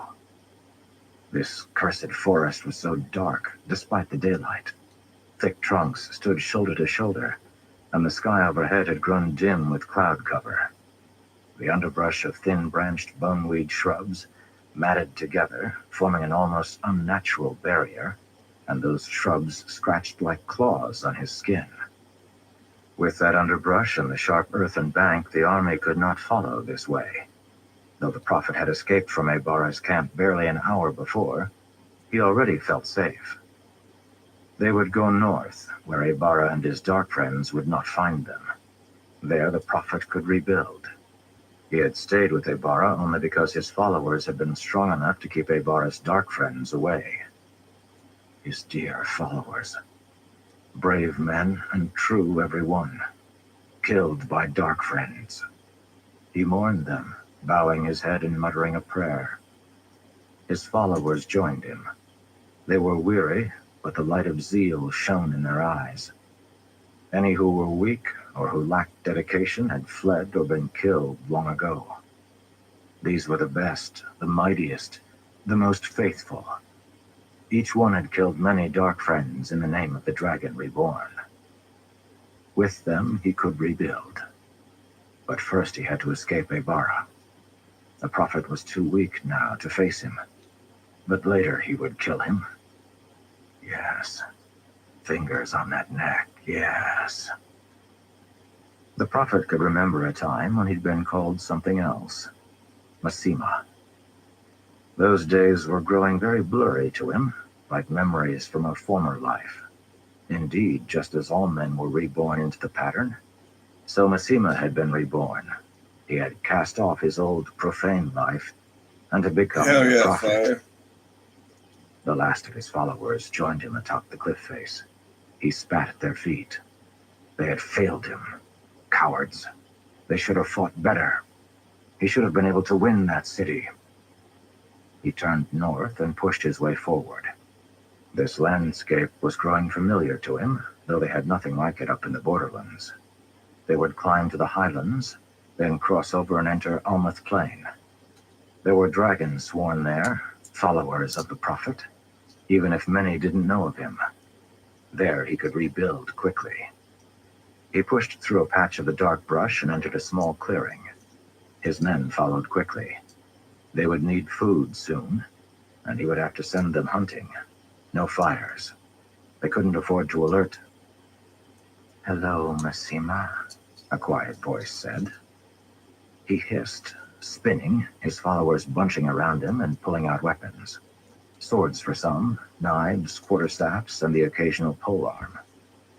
The Prophet scanned the dim afternoon clearing, searching for the one who had spoken. He found her standing on a little outcrop of rock a short distance away, a woman with a prominent Saldean nose, slightly tilted eyes, and shoulder-length black hair. She wore green, with skirts divided for riding, her arms folded in front of her. Fail Ebara, wife of the shadow-spawn Perrin Ebara. "Take her!" the Prophet screamed, pointing. Several of his followers scrambled forward, but most hesitated. They had seen what he had not. Shadows in the forest behind Ebara's wife, a half circle of them. They were the shapes of men, with bows pointed into the clearing. Fail waved with a sharp motion, and the arrows flew. Those of his followers who had run at his bidding fell first, crying out in the silent forest before falling to the loamy earth. The Prophet bellowed, each arrow seeming to pierce his own heart. His beloved followers, his friends, his dear brothers. An arrow slammed into him, throwing him backward to the ground. Around him, men died, just as they had earlier. Why? Why hadn't the dragon protected them? Why? Suddenly the horror of it all returned to him, the sinking terror of watching his men fall in waves, at watching them die at the hands of those dark friend Aiel. It was Perrin Ebara's fault. If only the Prophet had seen earlier, back in the early days before he'd even recognized the Lord Dragon for who he was. "It's my fault," the Prophet whispered as the last of his followers died. It had taken several arrows to stop some of them. That made him proud. Slowly, he forced himself back to his feet, hand to his shoulder, where the shaft sprouted. He'd lost too much blood. Dizzy, he fell to his knees. Fail stepped down off her stone and entered the clearing. Two women wearing trousers followed. They looked concerned, but Fail ignored their protests that she stay back. She walked right up to the Prophet, then slid her knife from her belt. It was a fine blade, with a cast hilt that showed a wolf's head. That was well. Looking at it, the Prophet remembered the day when he'd earned his own blade, the day his father had given it to him. "Thank you for helping to assault Malden, Masima," Fail said, stopping right in front of him. Then she reached up and rammed that knife into his heart. He fell backward, his own blood hot on his chest. "Sometimes a wife must do what her husband cannot," he heard Fail tell her women as his eyes fluttered, trying to close. "It is a dark thing we did this day, but necessary. Let no one speak of it to my husband. He must never know." Her voice grew distant. The Prophet fell. Masima, that had been his name. He earned his sword on his 15th birthday. His father had been so proud. "It's over then," he thought, unable to keep his eyes open. He closed them, falling as if through an endless void. Did I do well, Father? Or did I fail? There was no answer. And he joined with the void, tumbling into an endless sea of blackness. Chapter 1. Tears from Steel. The wheel of time turns, and ages come and pass. leaving memories that become legend. Legend fades to myth, and even myth is long forgotten when the age that gave it birth comes again. In one age, called the Third Age by some, an age yet to come, an age long past, a wind rose around the alabaster spire known as the White Tower. The wind was not the beginning. There are neither beginnings nor endings to the turning of the wheel of time. But it was a beginning. The wind twisted around the magnificent tower, brushing perfectly fitted stones and flapping majestic banners. The structure was somehow both graceful and powerful at the same time. A metaphor, perhaps, for those who had inhabited it for over 3,000 years. Few looking upon the tower would guess that at its heart, it had been both broken and corrupted, separately. The wind blew, passing through a city that seemed more a work of art than a workaday capital. Each building was a marvel. Even the simple granite shopfronts had been crafted by meticulous Ogier hands to evoke wonder and beauty. Here a dome hinted at the form of a rising sun. There a fountain sprang from the top of a building itself, cresting what appeared to be two waves crashing together. On one cobbled street, a pair of steep 3-story buildings stood opposite one another, each crafted into the form of a maiden. The marble creations, half statue, half dwelling, reached with stone hands toward one another as if in greeting, hair billowing behind, immobile, yet carved with such delicacy that every strand seemed to undulate in the wind's passing. The streets themselves were far less grand. Oh, they had been laid out with care, radiating from the White Tower like streaks of sunlight. Yet that sunlight was dimmed by refuse and clutter, hints at the crowding the siege had caused. And perhaps the crowding wasn't the only reason for the disrepair. The storefront signs and awnings hadn't seen wash or polish in far too long. Rotting garbage piled where it had been dumped in alleys, drawing flies and rats but driving away all others. Dangerous toughs lounged on the street corners. Once they'd never have dared do that, and certainly not with such arrogance. Where was the White Tower? The law? Young fools laughed, saying that the city's troubles were the fault of the siege, and that things would settle down once the rebels were quelled. Older men shook their gray-streaked heads and muttered that things had never been this bad, even when the savage Aiel had besieged Tarvalon some 20 years previously. Merchants ignored both young and old. They had their own problems, mainly on South Harbor, where trade into the city by way of the river had nearly come to a halt. Thick-chested workers toiled beneath the eyes of an Aes Sedai, wearing a red-fringed shawl. She used the one power to remove wards and weaken the stone, while the workmen broke the rock apart and hauled it away. The workmen had sleeves rolled up, exposing curls of dark hair along burly arms, as they swung pick or hammer, pounding at the ancient stones. They dripped sweat onto rock or into the water below as they dug at the roots of the chain that blocked passage into the city by river. Half of that chain was now indestructible Quainbiar, called Heartstone by some. The effort to tear it free and allow passage into the city was an exhausting one. The harbor stoneworks, magnificent and strong, shaped by the power itself, were only one of the more visible casualties of the silent war between the rebel Aes Sedai and those who held the tower.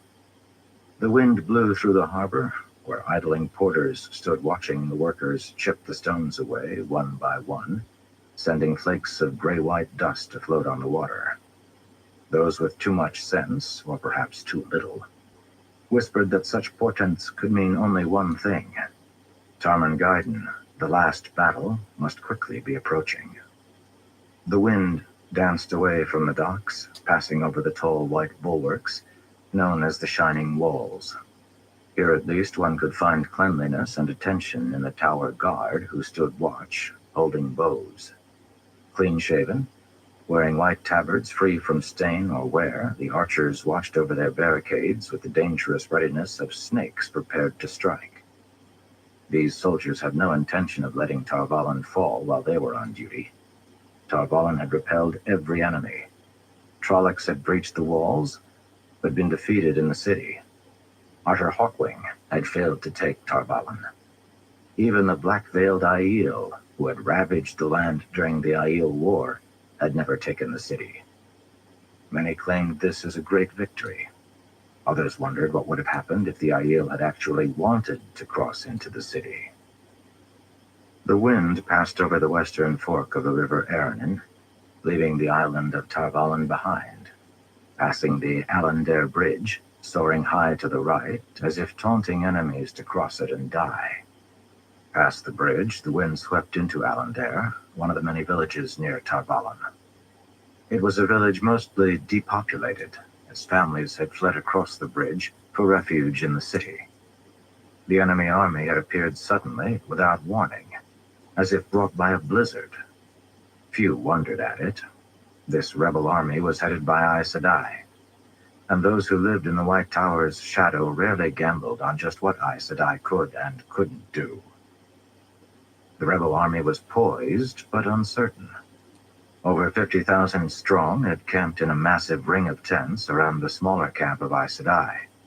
There was a tight perimeter between the inner camp and the outer one, a perimeter that had most recently been intended to exclude men, particularly those who could wield Saidin. Almost one could think that this camp of rebels intended to set up permanently. It had an air of common daily life about its workings. Figures in white bustled about, some wearing formal novice dresses, many others clothed in near approximations. Looking closely, one could see that many of these were far from young. Some had already reached their graying. But they were referred to as children, and obedient they were as they washed clothing, beat rugs, and scrubbed tents beneath the eyes of serene-faced Aes Sedai. And if those Aes Sedai glanced with uncommon frequency at the nail-like profile of the White Tower, one would be mistaken in assuming them uncomfortable or nervous. Aes Sedai were in control. Always. Even now, when they had suffered an indelible defeat. The Gwen Alvear, the rebel Amerlin seat, had been captured and imprisoned within the tower. The wind flicked a few dresses, knocked some laundry from its hangings, then continued westward in a rush. Westward past towering Dragonmount, with its shattered and smoking apex, over the Black Hills and across the sweeping Caroline grass. Here, pockets of sheltered snow clung to shadows beneath craggy overhangs or beside the occasional stands of mountain blackwood. It was time for spring to arrive, time for new shoots to peek through the winter's thatch, and for buds to sprout on the thin-branched willows. Few of either had actually come. The land was still dormant, as if waiting, holding its breath. The unnatural heat of the previous autumn had stretched well into winter, pressing upon the land a drought that had baked the life from all but the most vigorous plants. When winter had finally arrived, it had come in a tempest of ice and snow, a lingering, killing frost. Now that the cold had finally retreated, the scattered farmers looked in vain for hope.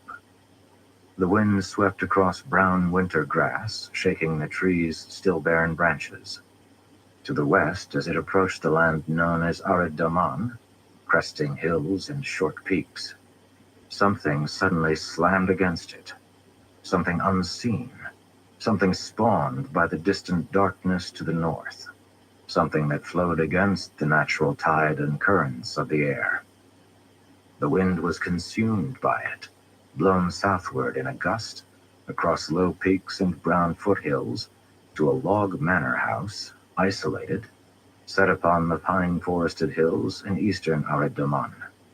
The wind blew across the manor house and the tents set up in the wide open field before it, rattling pine needles and shaking tents. Rand al'Thor, the dragon reborn, stood, hands behind his back as he looked out the open manor window. He still thought of them that way, his hands, though he now had only one. His left arm ended in a stump.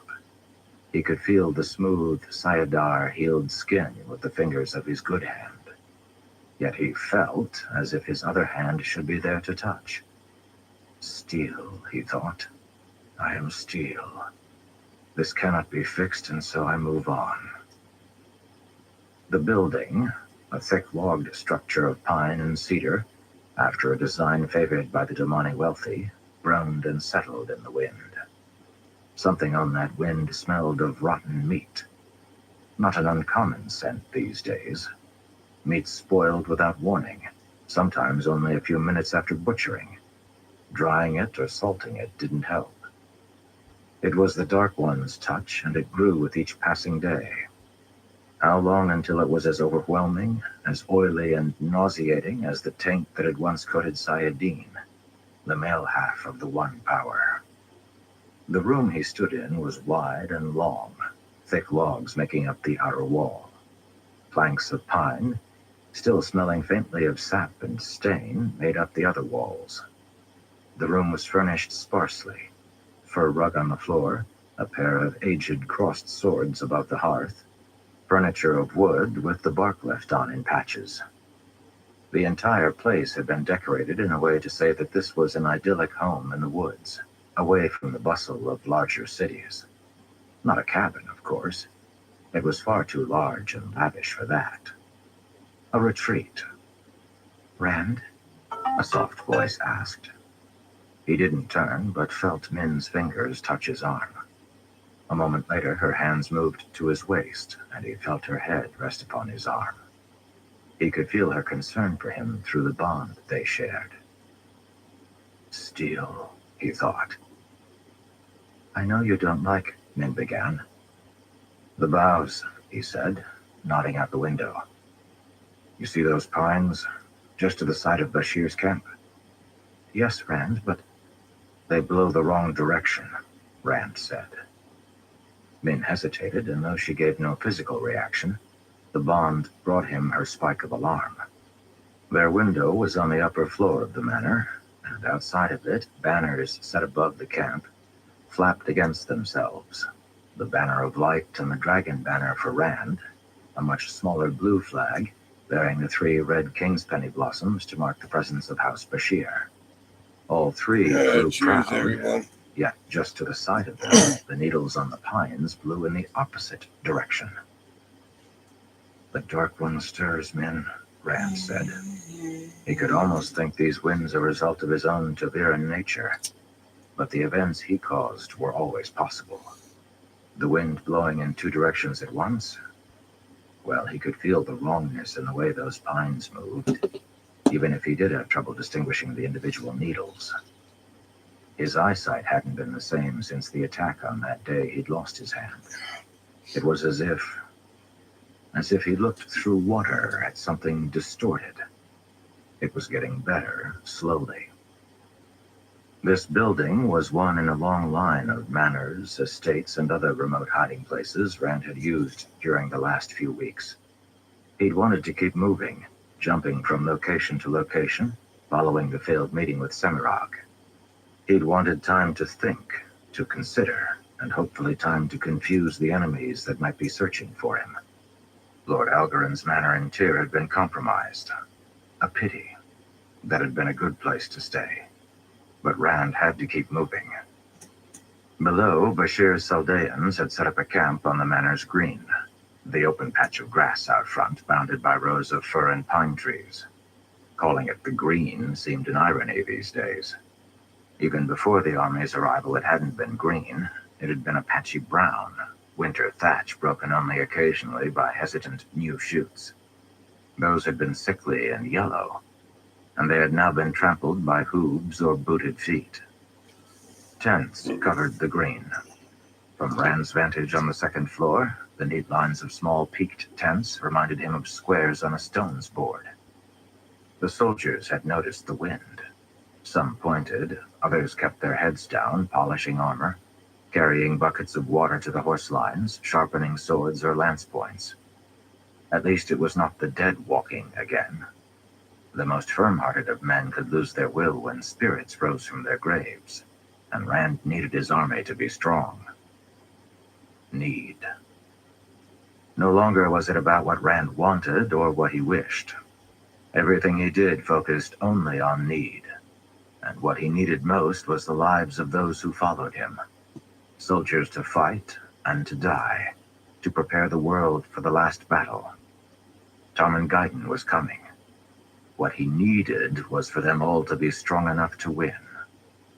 To the far left of the green, running below the modest hill where the manor rested, a twisting stream cut the ground, sprouting with yellow stick-finger reeds and scrub oak that had yet to send out spring buds. A small waterway to be certain, but a fine source of fresh water for the army. Just outside the window, the winds suddenly righted themselves, and the flags whipped around, blowing in the other direction. So it hadn't been the needles, after all, but the banners that had been in the wrong. Min let out a soft sigh, and he could feel her relief, though she still worried about him. That emotion was perpetual lately.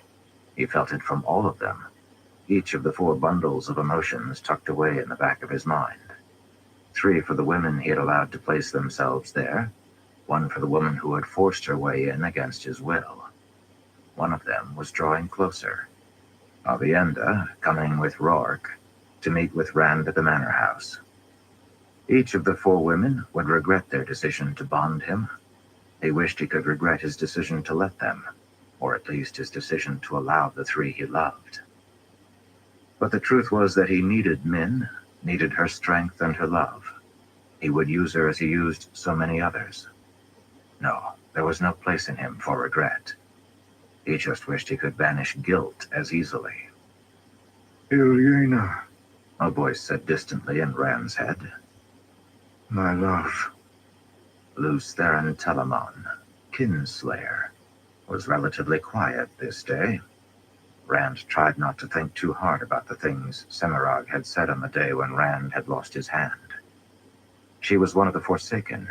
She would say anything if she thought it would bring her target pain.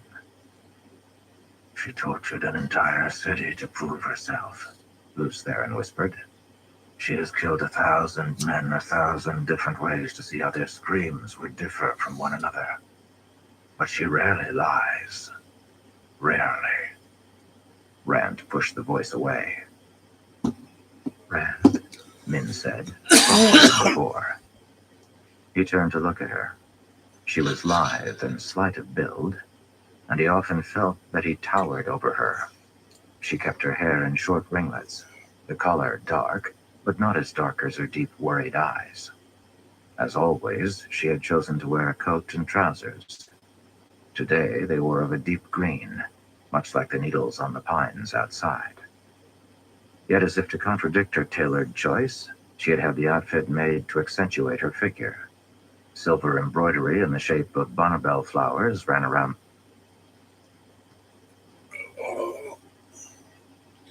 All right, everyone.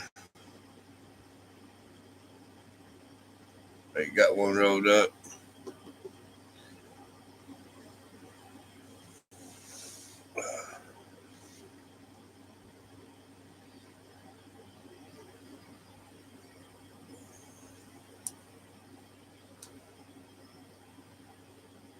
Round the cuffs, and lace Give me peeked 1 out from second, the I'll be sleeves right back. underneath. She smelled faintly of lavender, perhaps from the soap she'd taken to most recently. Why wear trousers only to trim herself up with lace? Rand had long abandoned trying to understand women. Understanding them would not help him reach Shale Ghul. Besides, he didn't need to understand women in order to use them, particularly if they had information he needed. He gritted his teeth. No, he thought. No, there are lines I will not cross. There are things even I will not do. You're thinking about her again, Min said, almost accusatory. He often wondered if there was such a thing as a bond that worked only one way. He would have given much for one of those. Rand, she's one of the Forsaken, Min continued.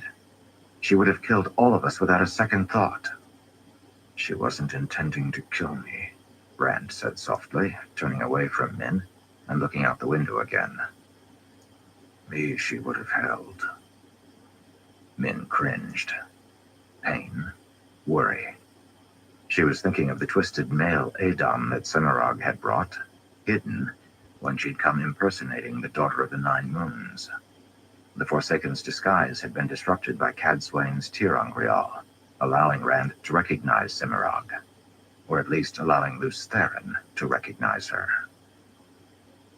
The exchange had ended with Rand losing a hand, but gaining one of the Forsaken as his prisoner. The last time he'd been in a similar situation, it hadn't ended well. He still didn't know where Asmodean had gone or why the weasel of a man had fled in the first place. But Rand did suspect that he had betrayed much about Rand's plans and activities. Should have killed him. Should have killed them all. Rand nodded, then froze. Had that been Luce Theron's thought or his own? Luce Theron, Rand thought. Are you there?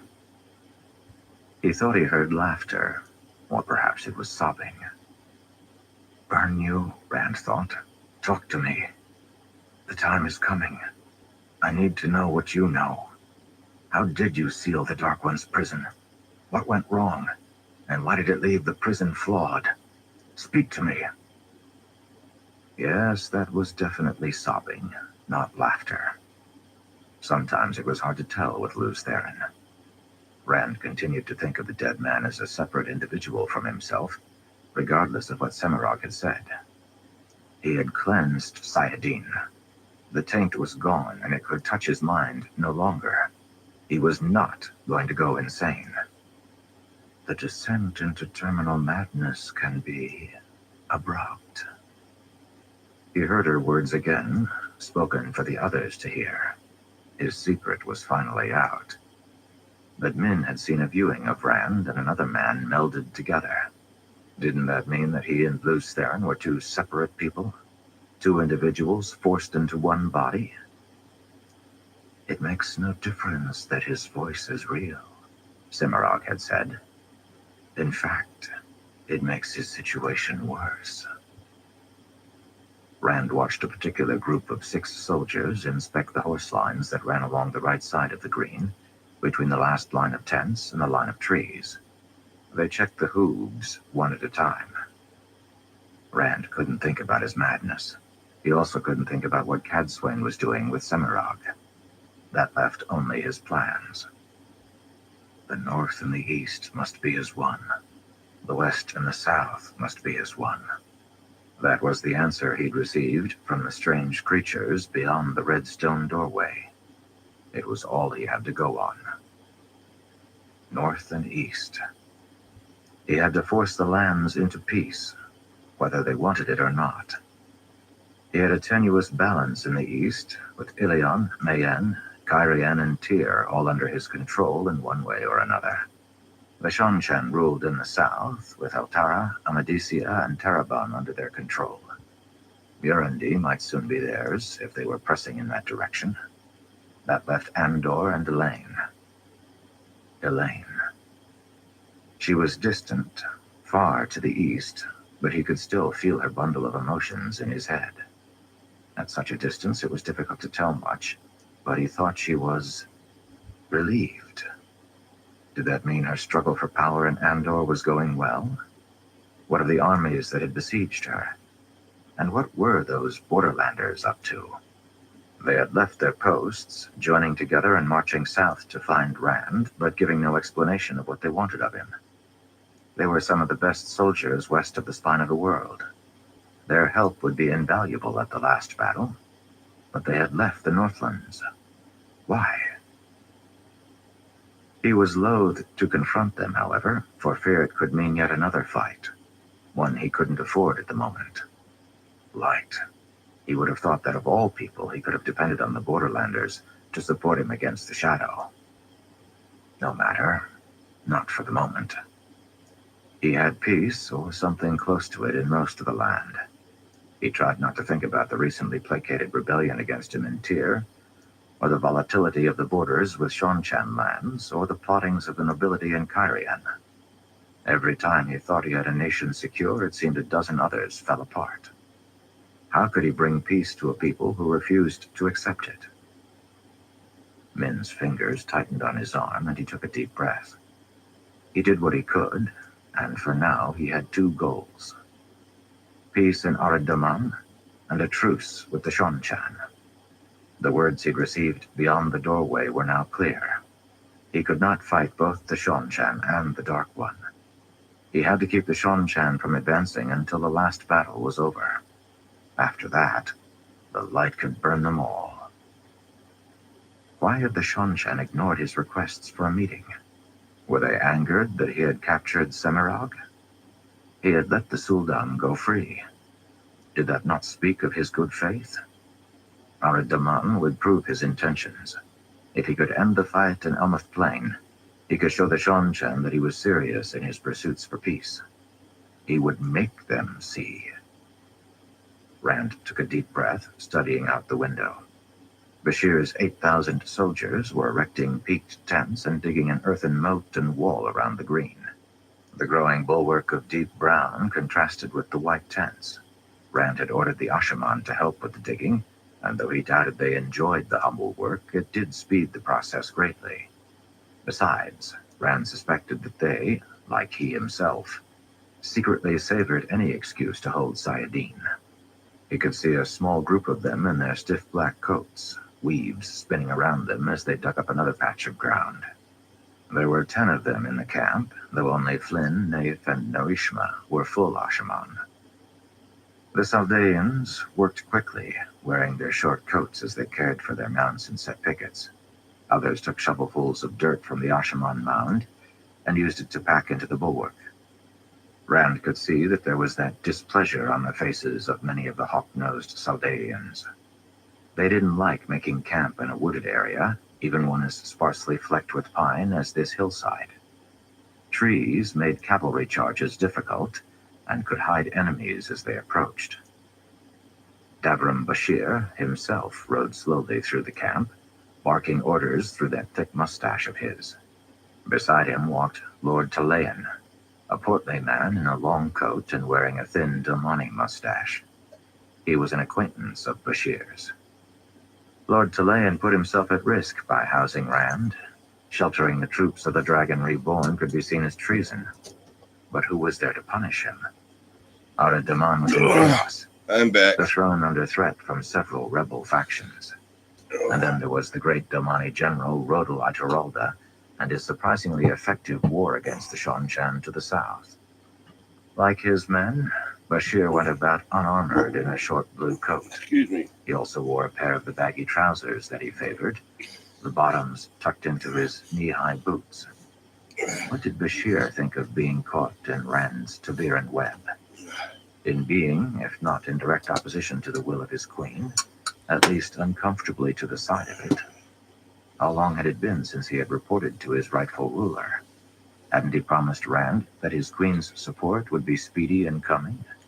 How many months ago had that been? I am the Dragon Reborn, All right, Rand fire in the thought. hole. I break all covenants and vows.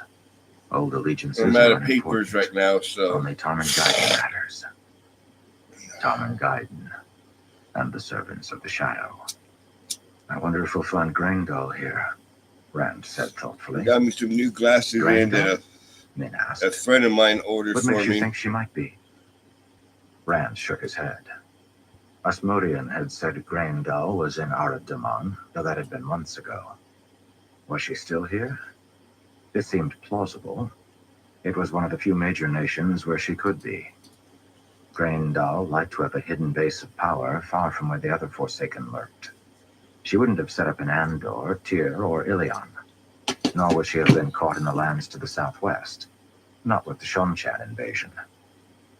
She would have a hidden retreat somewhere. That was how she operated. Probably in the mountains, secluded, somewhere here in the north. He couldn't be sure she was in Arad-Daman, though it felt right to him from what he knew of her, from what Luz Therin knew of her. But it was only a possibility. He would be careful watching for her. Each of the Forsaken that he removed would make the last battle that much easier to fight. It would... Soft footsteps approached his closed door. Rand released Min, and they both spun, Rand reaching for his sword. A useless gesture now. The loss of his hand, though it wasn't his primary sword hand, would leave him vulnerable if he were to face a skilled opponent.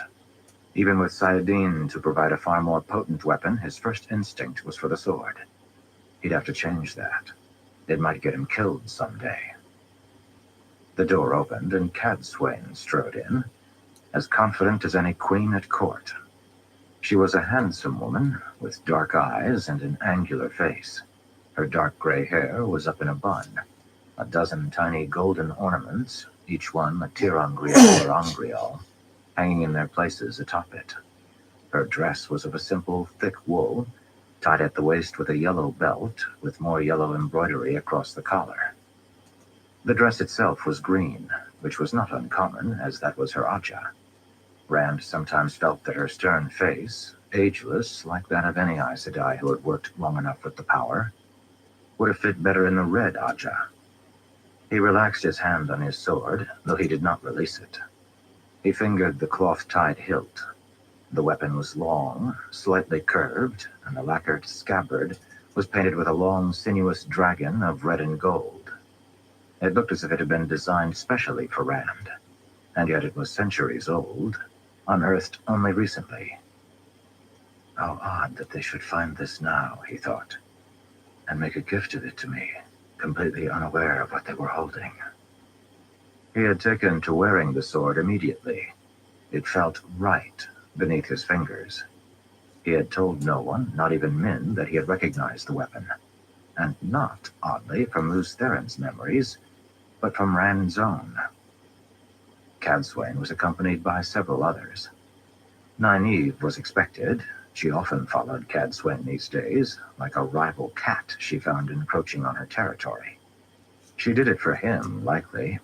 The dark-haired Aes Sedai had never quite given up being wisdom of Emond's Field, no matter what she said, and she gave no quarter to anyone she thought was abusing one under her protection, unless, of course, Nynaeve herself was the one doing the abusing.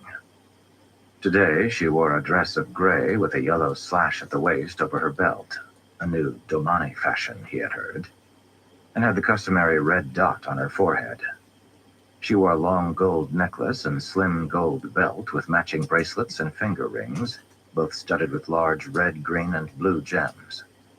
The jewelry was a tirangrial, or rather several of them, and an angrial too, comparable to what Cadswain wore.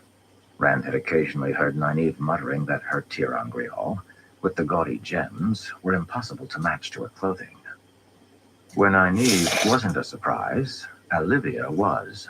Rand hadn't been aware that the former Domani had been involved in the information gathering. Still, she was supposed to be even stronger than Nynaeve in the One Power, so perhaps she had been brought for support. One could never be too careful where the Forsaken were concerned. There were streaks of white in Olivia's hair, and she was just a bit taller than Nynaeve. That white in her hair was telling. Any white or gray on a woman who wielded the One Power meant age. A great deal of it.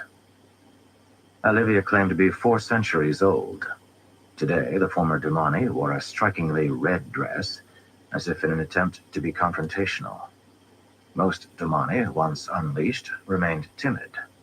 Not so with Olivia. There was an intensity to her that almost suggested a white cloak. He felt Min stiffen, and he felt her displeasure. Olivia would help Rand die, eventually. That had been one of Min's viewings, and Min's viewings were never wrong. Except that she'd said she'd been wrong about Moiraine. Perhaps that meant that he wouldn't have to. No. Anything that made him think of living through the last battle, anything that made him hope, was dangerous. He had to be hard enough to accept what was coming to him. Hard enough to die when the time came. You said we could die, Lews Theron said in the back of his mind. You promised. Cadswain said nothing as she walked across the room, helping herself to a cup of the spiced wine that sat on a small serving table beside the bed. Then she sat down in one of the red cedar chairs.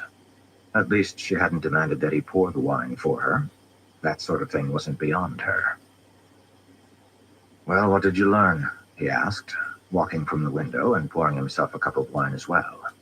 Min walked to the bed with its frame of cedar logs and a skip-peeled headboard, stained deeply reddish-brown, and sat down, hands in her lap. She watched Olivia carefully. Cadswain raised an eyebrow at the sharpness in Rand's voice. He sighed, forcing down his annoyance. He had asked her to be his counselor, and he had agreed to her stipulations. Min said there was something important he would need to learn from Cadsuane. That was another viewing. And in truth, he had found her advice useful on more than one occasion. She was worth her constant demands for decorum. "How did the questioning go, Cadsuane?" said I. He asked in a more moderate tone. She smiled to herself. "Well enough." "Well enough?" Nynaeve snapped. She had made no promises to Cadsuane about civility. "That woman is infuriating." Cadsuane sipped her wine. "I wonder what else one could expect from one of the Forsaken, child. She has had a great deal of time to practice being infuriating." "Rand, that creature is a stone," Nynaeve said, turning to him. "She's yielded barely a single useful sentence despite days of questioning. All she does is explain how inferior and backward we are, with the occasional aside that she's eventually going to kill us all." Nynaeve reached up to her long single braid, but stopped herself short of tugging on it. She was getting better about that. Rand wondered why she bothered, considering how obvious her temper was. "For all the girl's dramatic talk," Cadsuane said, nodding to Nynaeve, "she has a reasonable grasp on the situation." "Fa. When I said well enough, you were to interpret it as well as you might expect, given our unfortunate constraints. One cannot blindfold an artist, then be surprised when he has nothing to paint." "This isn't art, Cadsuane," Rand said dryly. "It's torture." Min shared a glance with him, and he felt her concern. Concern for him? He wasn't the one being tortured. "The box," Luz Theron whispered. "We should have died in the box. Then it would be over." Cadsuane sipped her wine. Rand hadn't tasted his. He already knew that the spices were so strong as to render the drink unpalatable. Better that than the alternative. "You press us for results, boy," Cadsuane said, "and yet you deny us the tools we need to get them. Whether you name it torture, questioning, or baking, I call it foolishness. Now, if we were allowed to—" "No," Rand growled, waving a hand, a stump, at her. "You will not threaten or hurt her." Time spent in a dark box, being pulled forth and being beaten repeatedly. He would not have a woman in his power treated the same way. Not even one of the Forsaken. "You may question her, but some things I will not allow." Nynaeve sniffed. "Rand, she's one of the Forsaken. Dangerous beyond reason." "I am aware of the threat," Rand said flatly, holding up the stump where his left hand had been. The metallic gold and red tattoo of a dragon's body sparkled in the lamplight. Its head had been consumed in the fire that had nearly killed him. Nynaeve took a deep breath. "Yes, well, then you must see that normal rules shouldn't apply to her." "I said no," Rand said. "You will question her, but you will not hurt her." "Not a woman. I will keep to this one shred of light inside me. I've caused the deaths and sorrows of too many women already." "If that is what you demand, boy," Cadsuane said tersely, "then that is what shall be done. Just don't whine when we are unable to drag out of her what she had for breakfast yesterday, let alone the locations of the other Forsaken. One begins to wonder why you insist we continue this farce at all. Perhaps we should simply turn her over to the White Tower and be done with it." Rand turned away. Outside, the soldiers had finished with the horse lines. They looked good. Even and straight, the animals given just the right amount of slack. Turn her over to the White Tower? That would never happen. Cadsuane wouldn't let Semirog out of her grip until she got the answers she wanted. The wind still blew outside, his own banners flapping before his eyes. "Turn her over to the White Tower, you say?" he said, glancing back into the room. "Which White Tower? Would you entrust her to Elida? Or did you mean the others?" I doubt that Egwene would be pleased if I dropped one of the Forsaken in her lap. Egwene might just let Semirog go and take me captive instead. Force me to kneel before the White Tower's justice and gentle me just to give her another notch in her belt. Nynaeve frowned. Rand, Egwene would never... She's Amerlin, he said, downing his cup of wine in one gulp. It was as putrid as he recalled. Aes Sedai to the core. I'm just another pawn to her. Yes, Lews Therin said. We need to stay away from all of them. They refused to help us, you know. Refused. Said my plan was too reckless. That left me with only the 100 companions. No women to form a circle. Traitors. This is their fault. But I'm the one who killed Ilyena. Why? Nynaeve said something, but Rand ignored her. Lews Therin, he said to the voice. What was it you did? The women wouldn't help? Why? But Lews Therin had begun sobbing again, and his voice grew distant. Tell me, Rand yelled, throwing his cup down. Burn you kinslayer, speak to me! The room fell silent. Rand blinked. He'd never tried speaking to Lews Therin out loud where others could hear. And they knew. Semirog had spoken of the voice that he heard, dismissing Rand as if he were a common madman. Rand reached up, running a hand through his hair. Or he tried to. But he used the arm that was only a stump, and it accomplished nothing. Light, he thought. I'm losing control. Half the time I don't know which voice is mine and which is his. This was supposed to get better when I cleansed Saidin. I was supposed to be safe. Not safe, Lews Therin muttered. We were already mad. Can't turn back from that now. He began to cackle, but the laughter turned to shame. Rand looked around the room. Min's dark eyes were so worried he had to turn away. Olivia, who had watched the exchange about Semirog with those penetrating eyes of hers, seemed too knowing. Nynaeve finally gave in and tugged on her braid.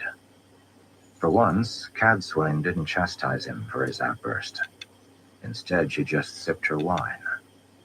How could she stand the stuff?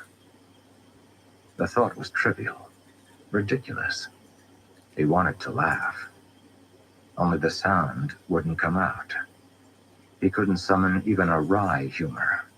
Not anymore. Light. I can't keep this up. My eyes see as if in a fog. My hand is burned away and the old wounds in my side rip open if I do anything more strenuous than breathe. I'm dry, like an overused well. I need to finish my work here and get to Shale Ghul. Otherwise, there won't be anything left of me for the Dark One to kill. That wasn't a thought to cause laughter. It was one to cause despair. But Rand did not weep, for tears could not come from steel. For the moment, Lews Therin's cries seemed enough for both of them.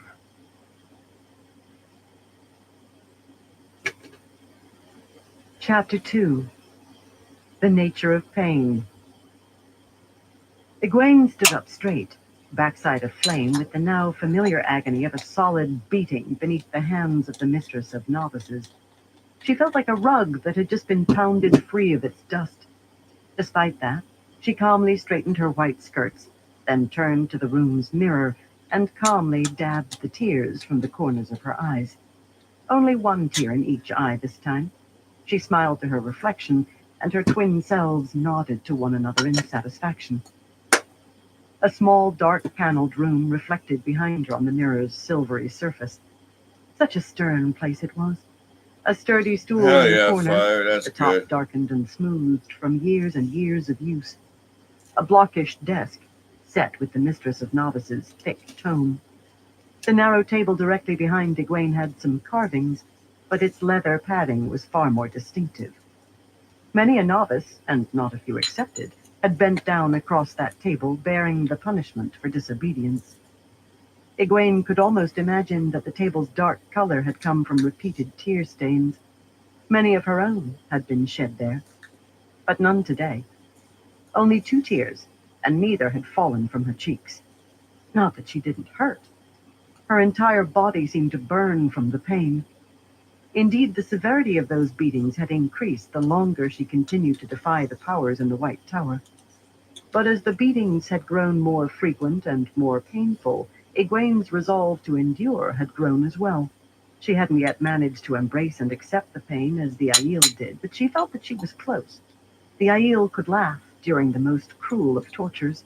Well, she could smile the moment she stood up. Each lash she endured, each pain she suffered was a victory.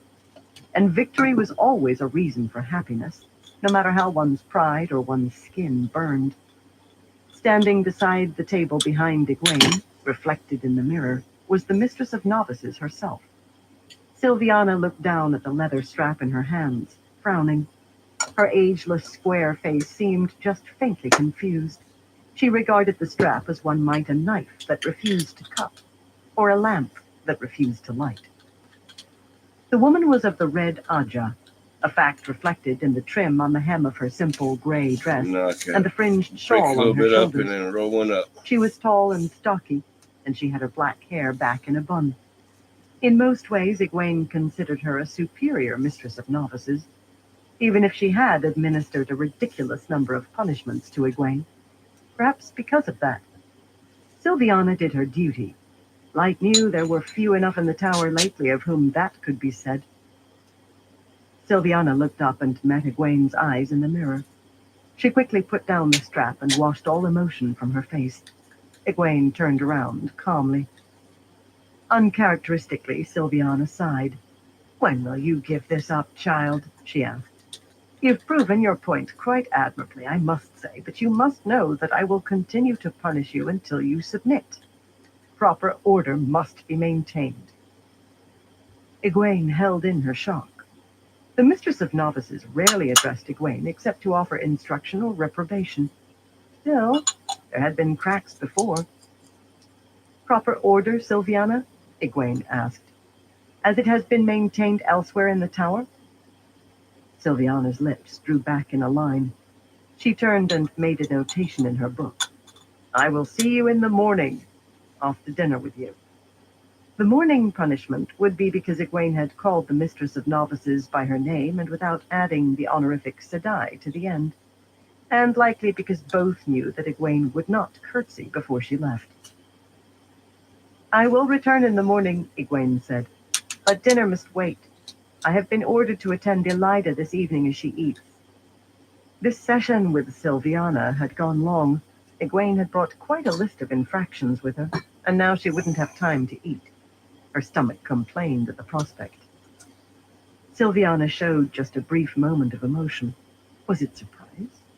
"And you said nothing of this earlier? Would it have changed anything if I had?" Silviana did not respond to the question. "You will eat after attending the Amerlin men. I shall leave instructions for the mistress of the kitchens to hold you some food. Considering how often you are being given healing these days, child, you will need to take your meals.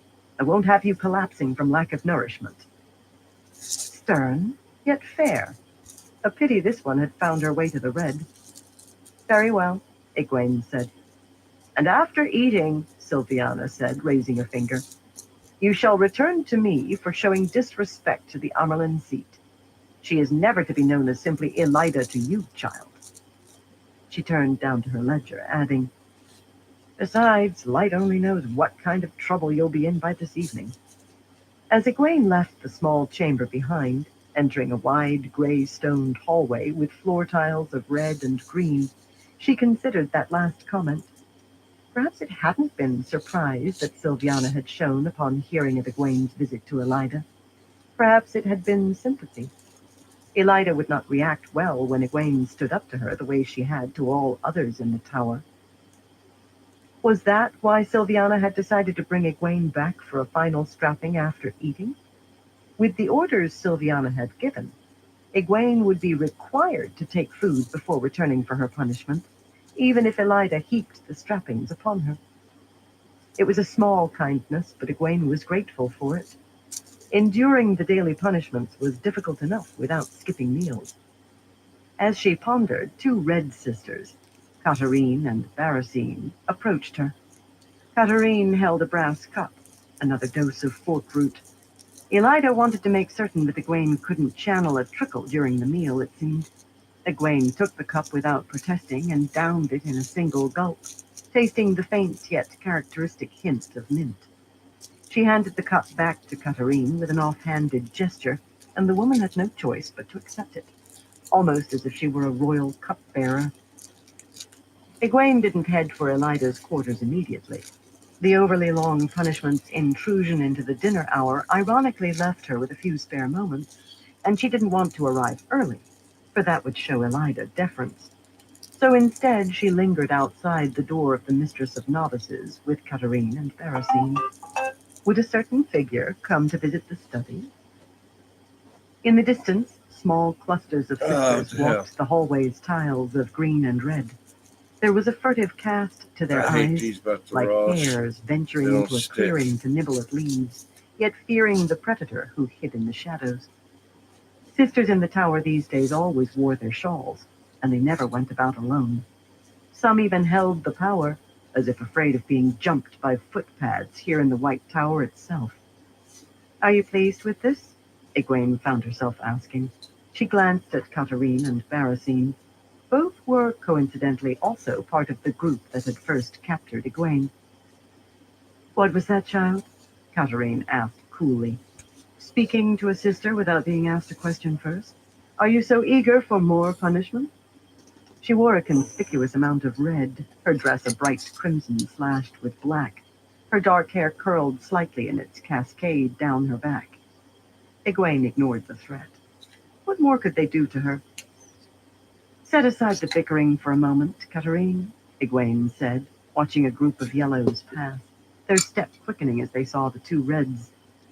Set aside the posturing for authority and the threats. Put these things away and look. Are you proud of this? The tower spent centuries without an Amerlin being raised from the red.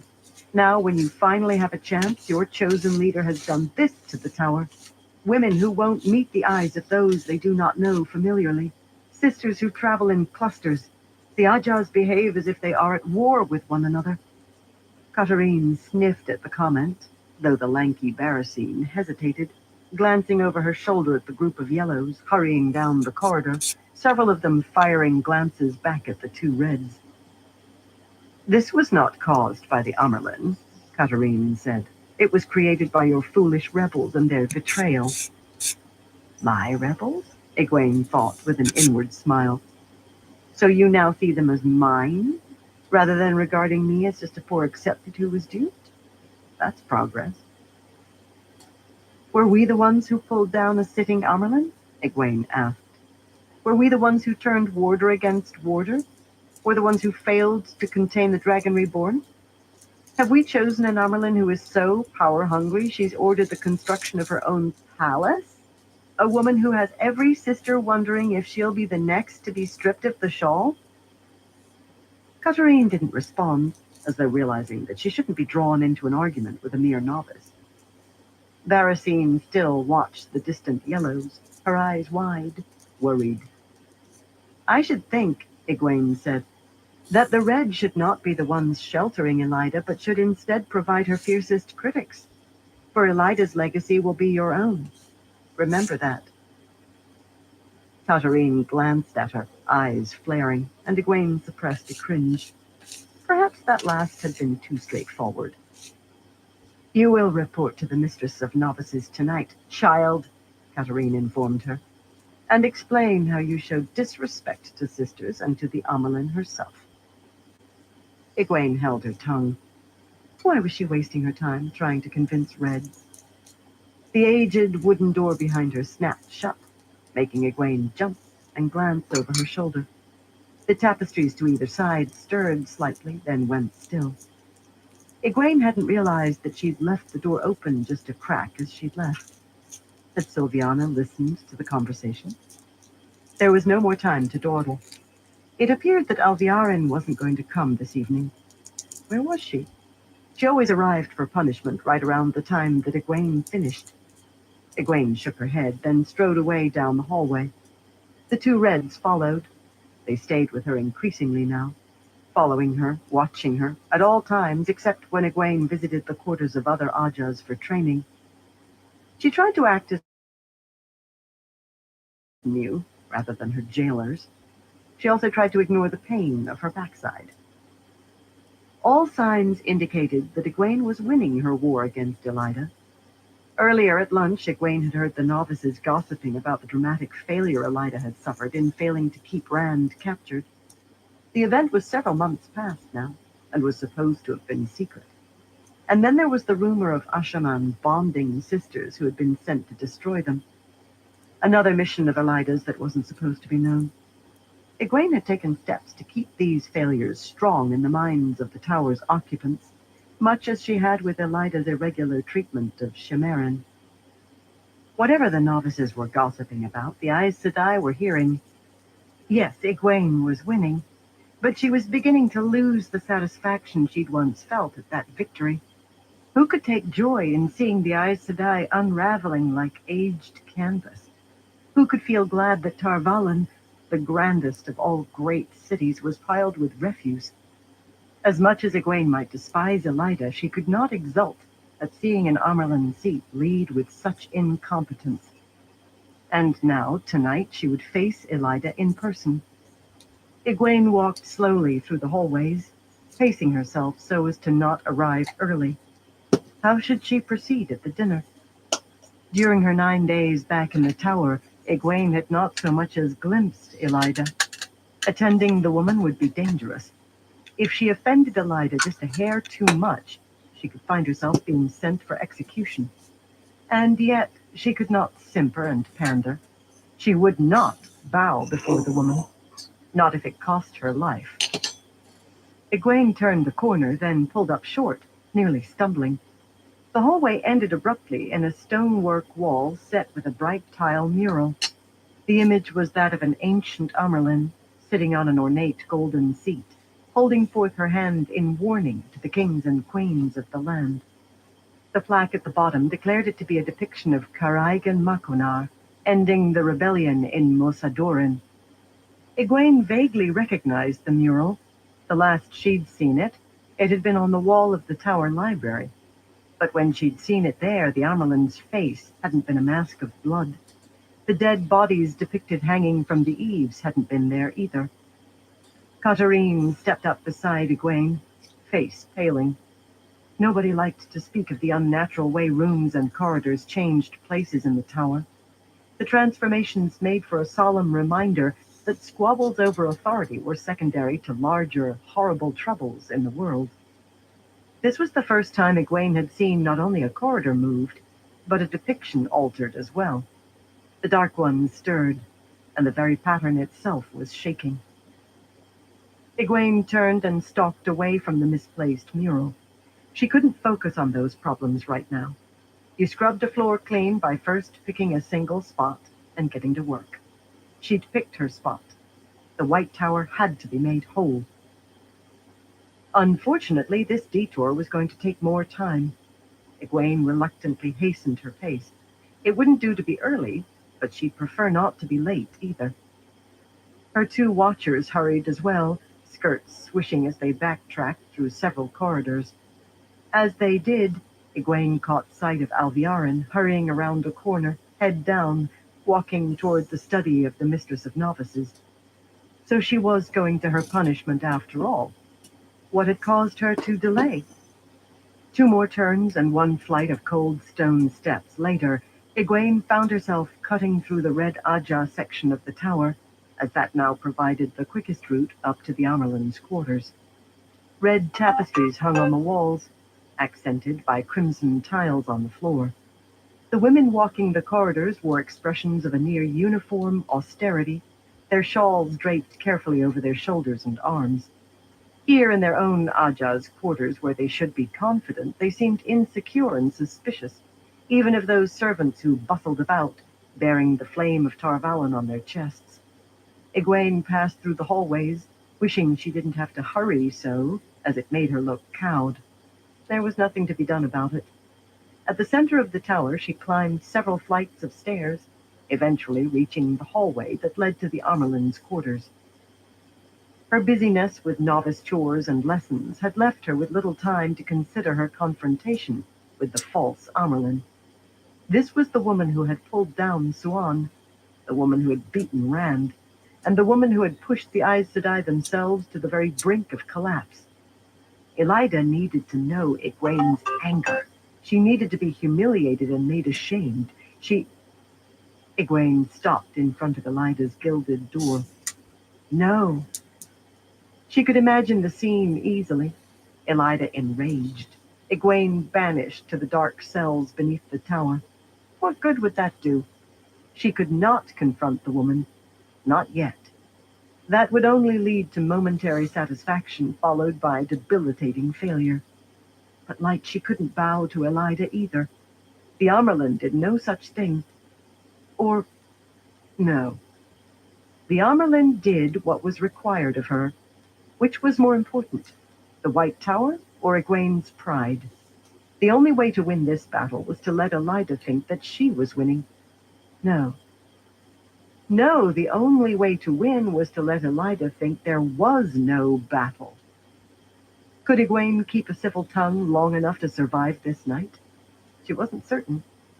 However, she needed to leave this dinner with Elida feeling that she was in control, that Egwene was properly cowed.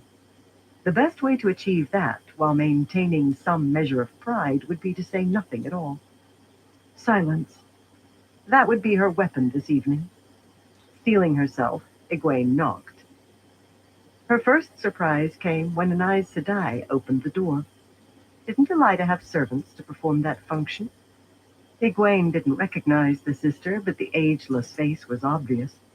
The woman was of the gray, as indicated by her shawl, and she was slender with a full bust.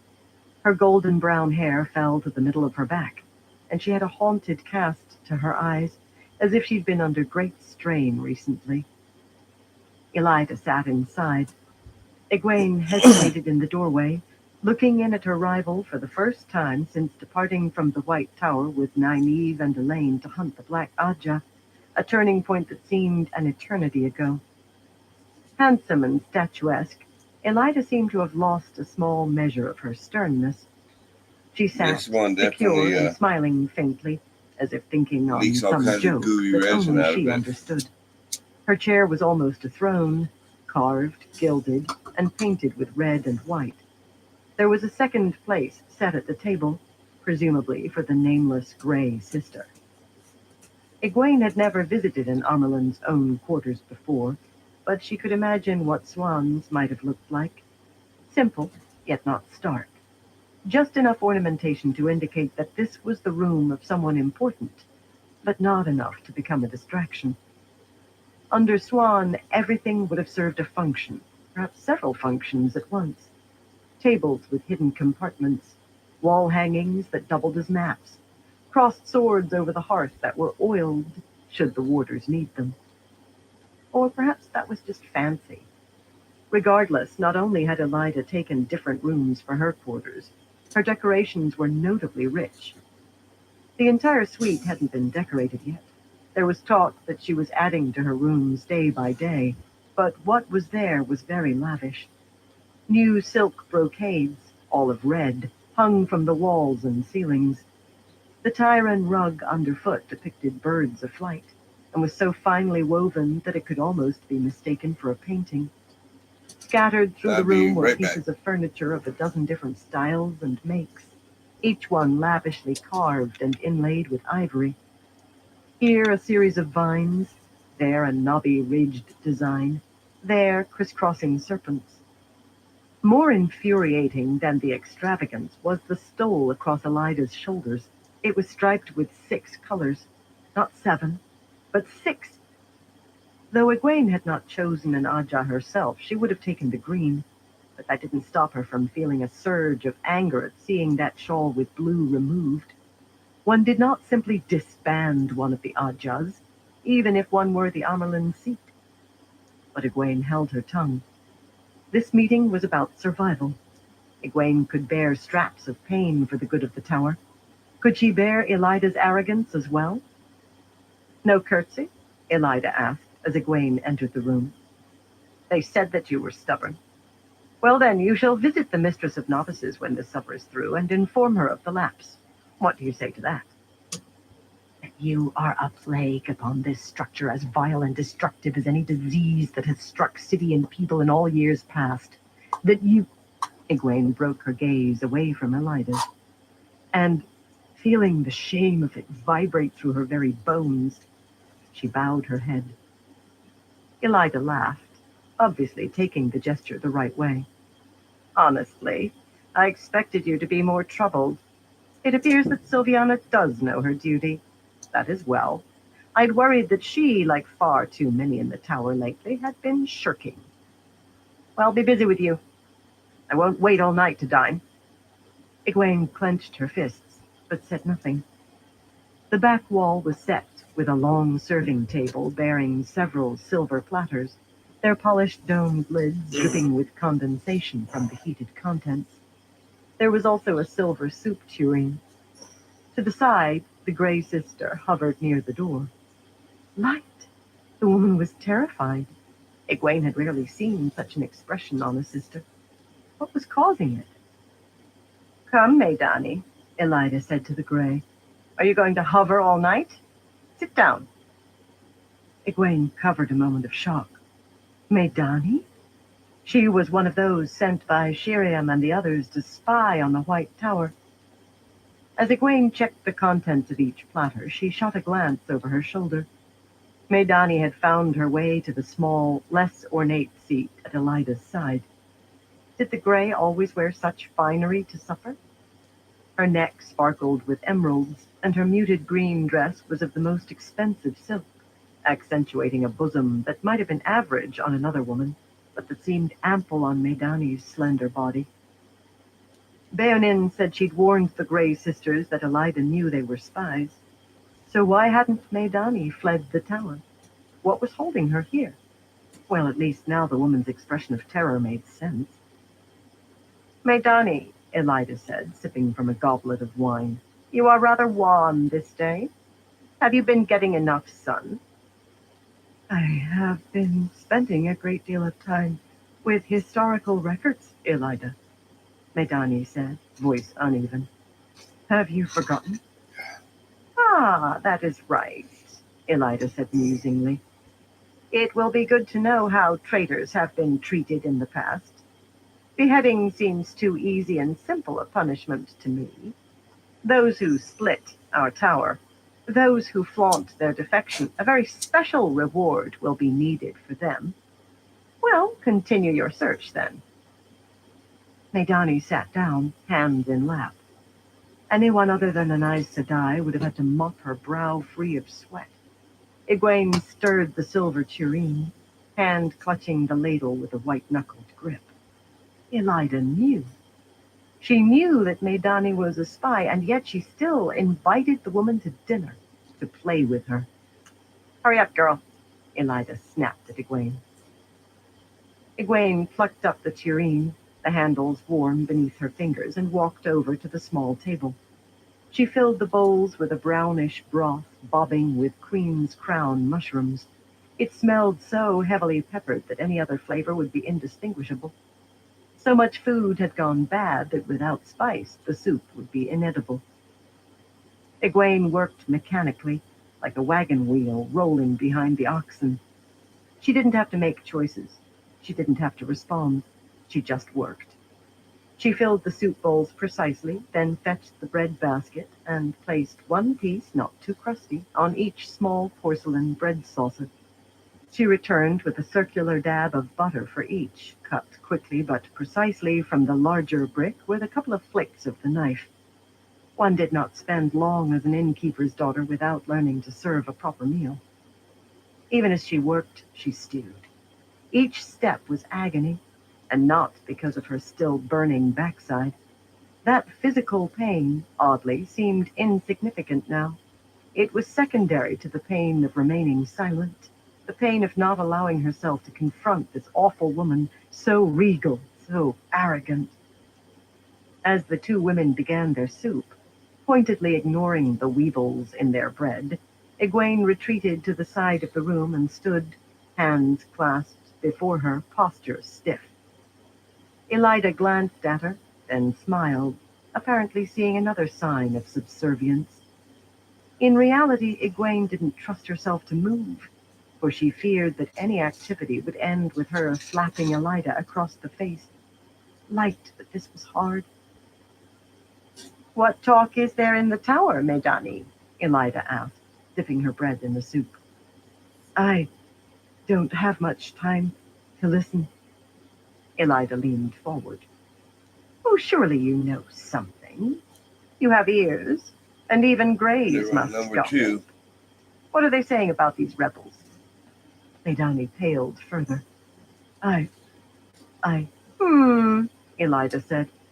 "When we were novices, I don't remember you being so slow of wit, Medani. You haven't impressed me these last few weeks. I begin to wonder why you were ever given the shawl. Perhaps it never belonged on your shoulders in the first place." Medani's eyes opened wide. Elida smiled at her. "Oh, I'm only teasing you, child. Back to your meal." She joked about how she had stolen the shawl from a woman, humiliating her to such an extent that she fled the tower. Light. What had happened to Elida? Egwene had met this woman before, and Elida had struck her as stern but not tyrannical. Power changed people. It appeared that in Elida's case, holding the Amerlin seat had taken her sternness and solemnity and replaced them with a heady sense of entitlement and cruelty. Medani looked up.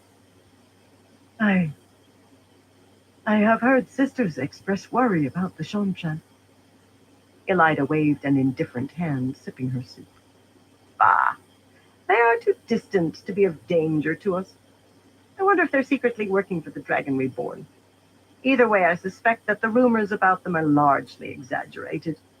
Elida glanced at Egwene. "It's a source of constant amusement to me that some will believe anything that they hear." Egwene couldn't speak. She could barely have sputtered. How would Elida feel about these exaggerated rumors if the Shonchan slapped a cold Adam around her idiot neck? Egwene could sometimes feel that band on her own skin, itching, impossible to move. Sometimes it still made her faintly sick to move around freely, as if she felt that she should be locked away, chained to the post on the wall by a simple loop of metal. She knew what she had dreamed, and knew those dreams to be prophetic. The Shonchan would strike at the White Tower itself. Elida, obviously, discounted her warnings. "No," Elida said, waving for Egwene to bring another ladle of soup. "These Shonchan are not the problem. The real danger is the complete lack of obedience shown by the Aes Sedai. What will I have to do to end those foolish talks at the bridges? How many sisters will have to do penance before they acknowledge my authority?" She sat, tapping her spoon against her soup cup. Egwene at the serving table.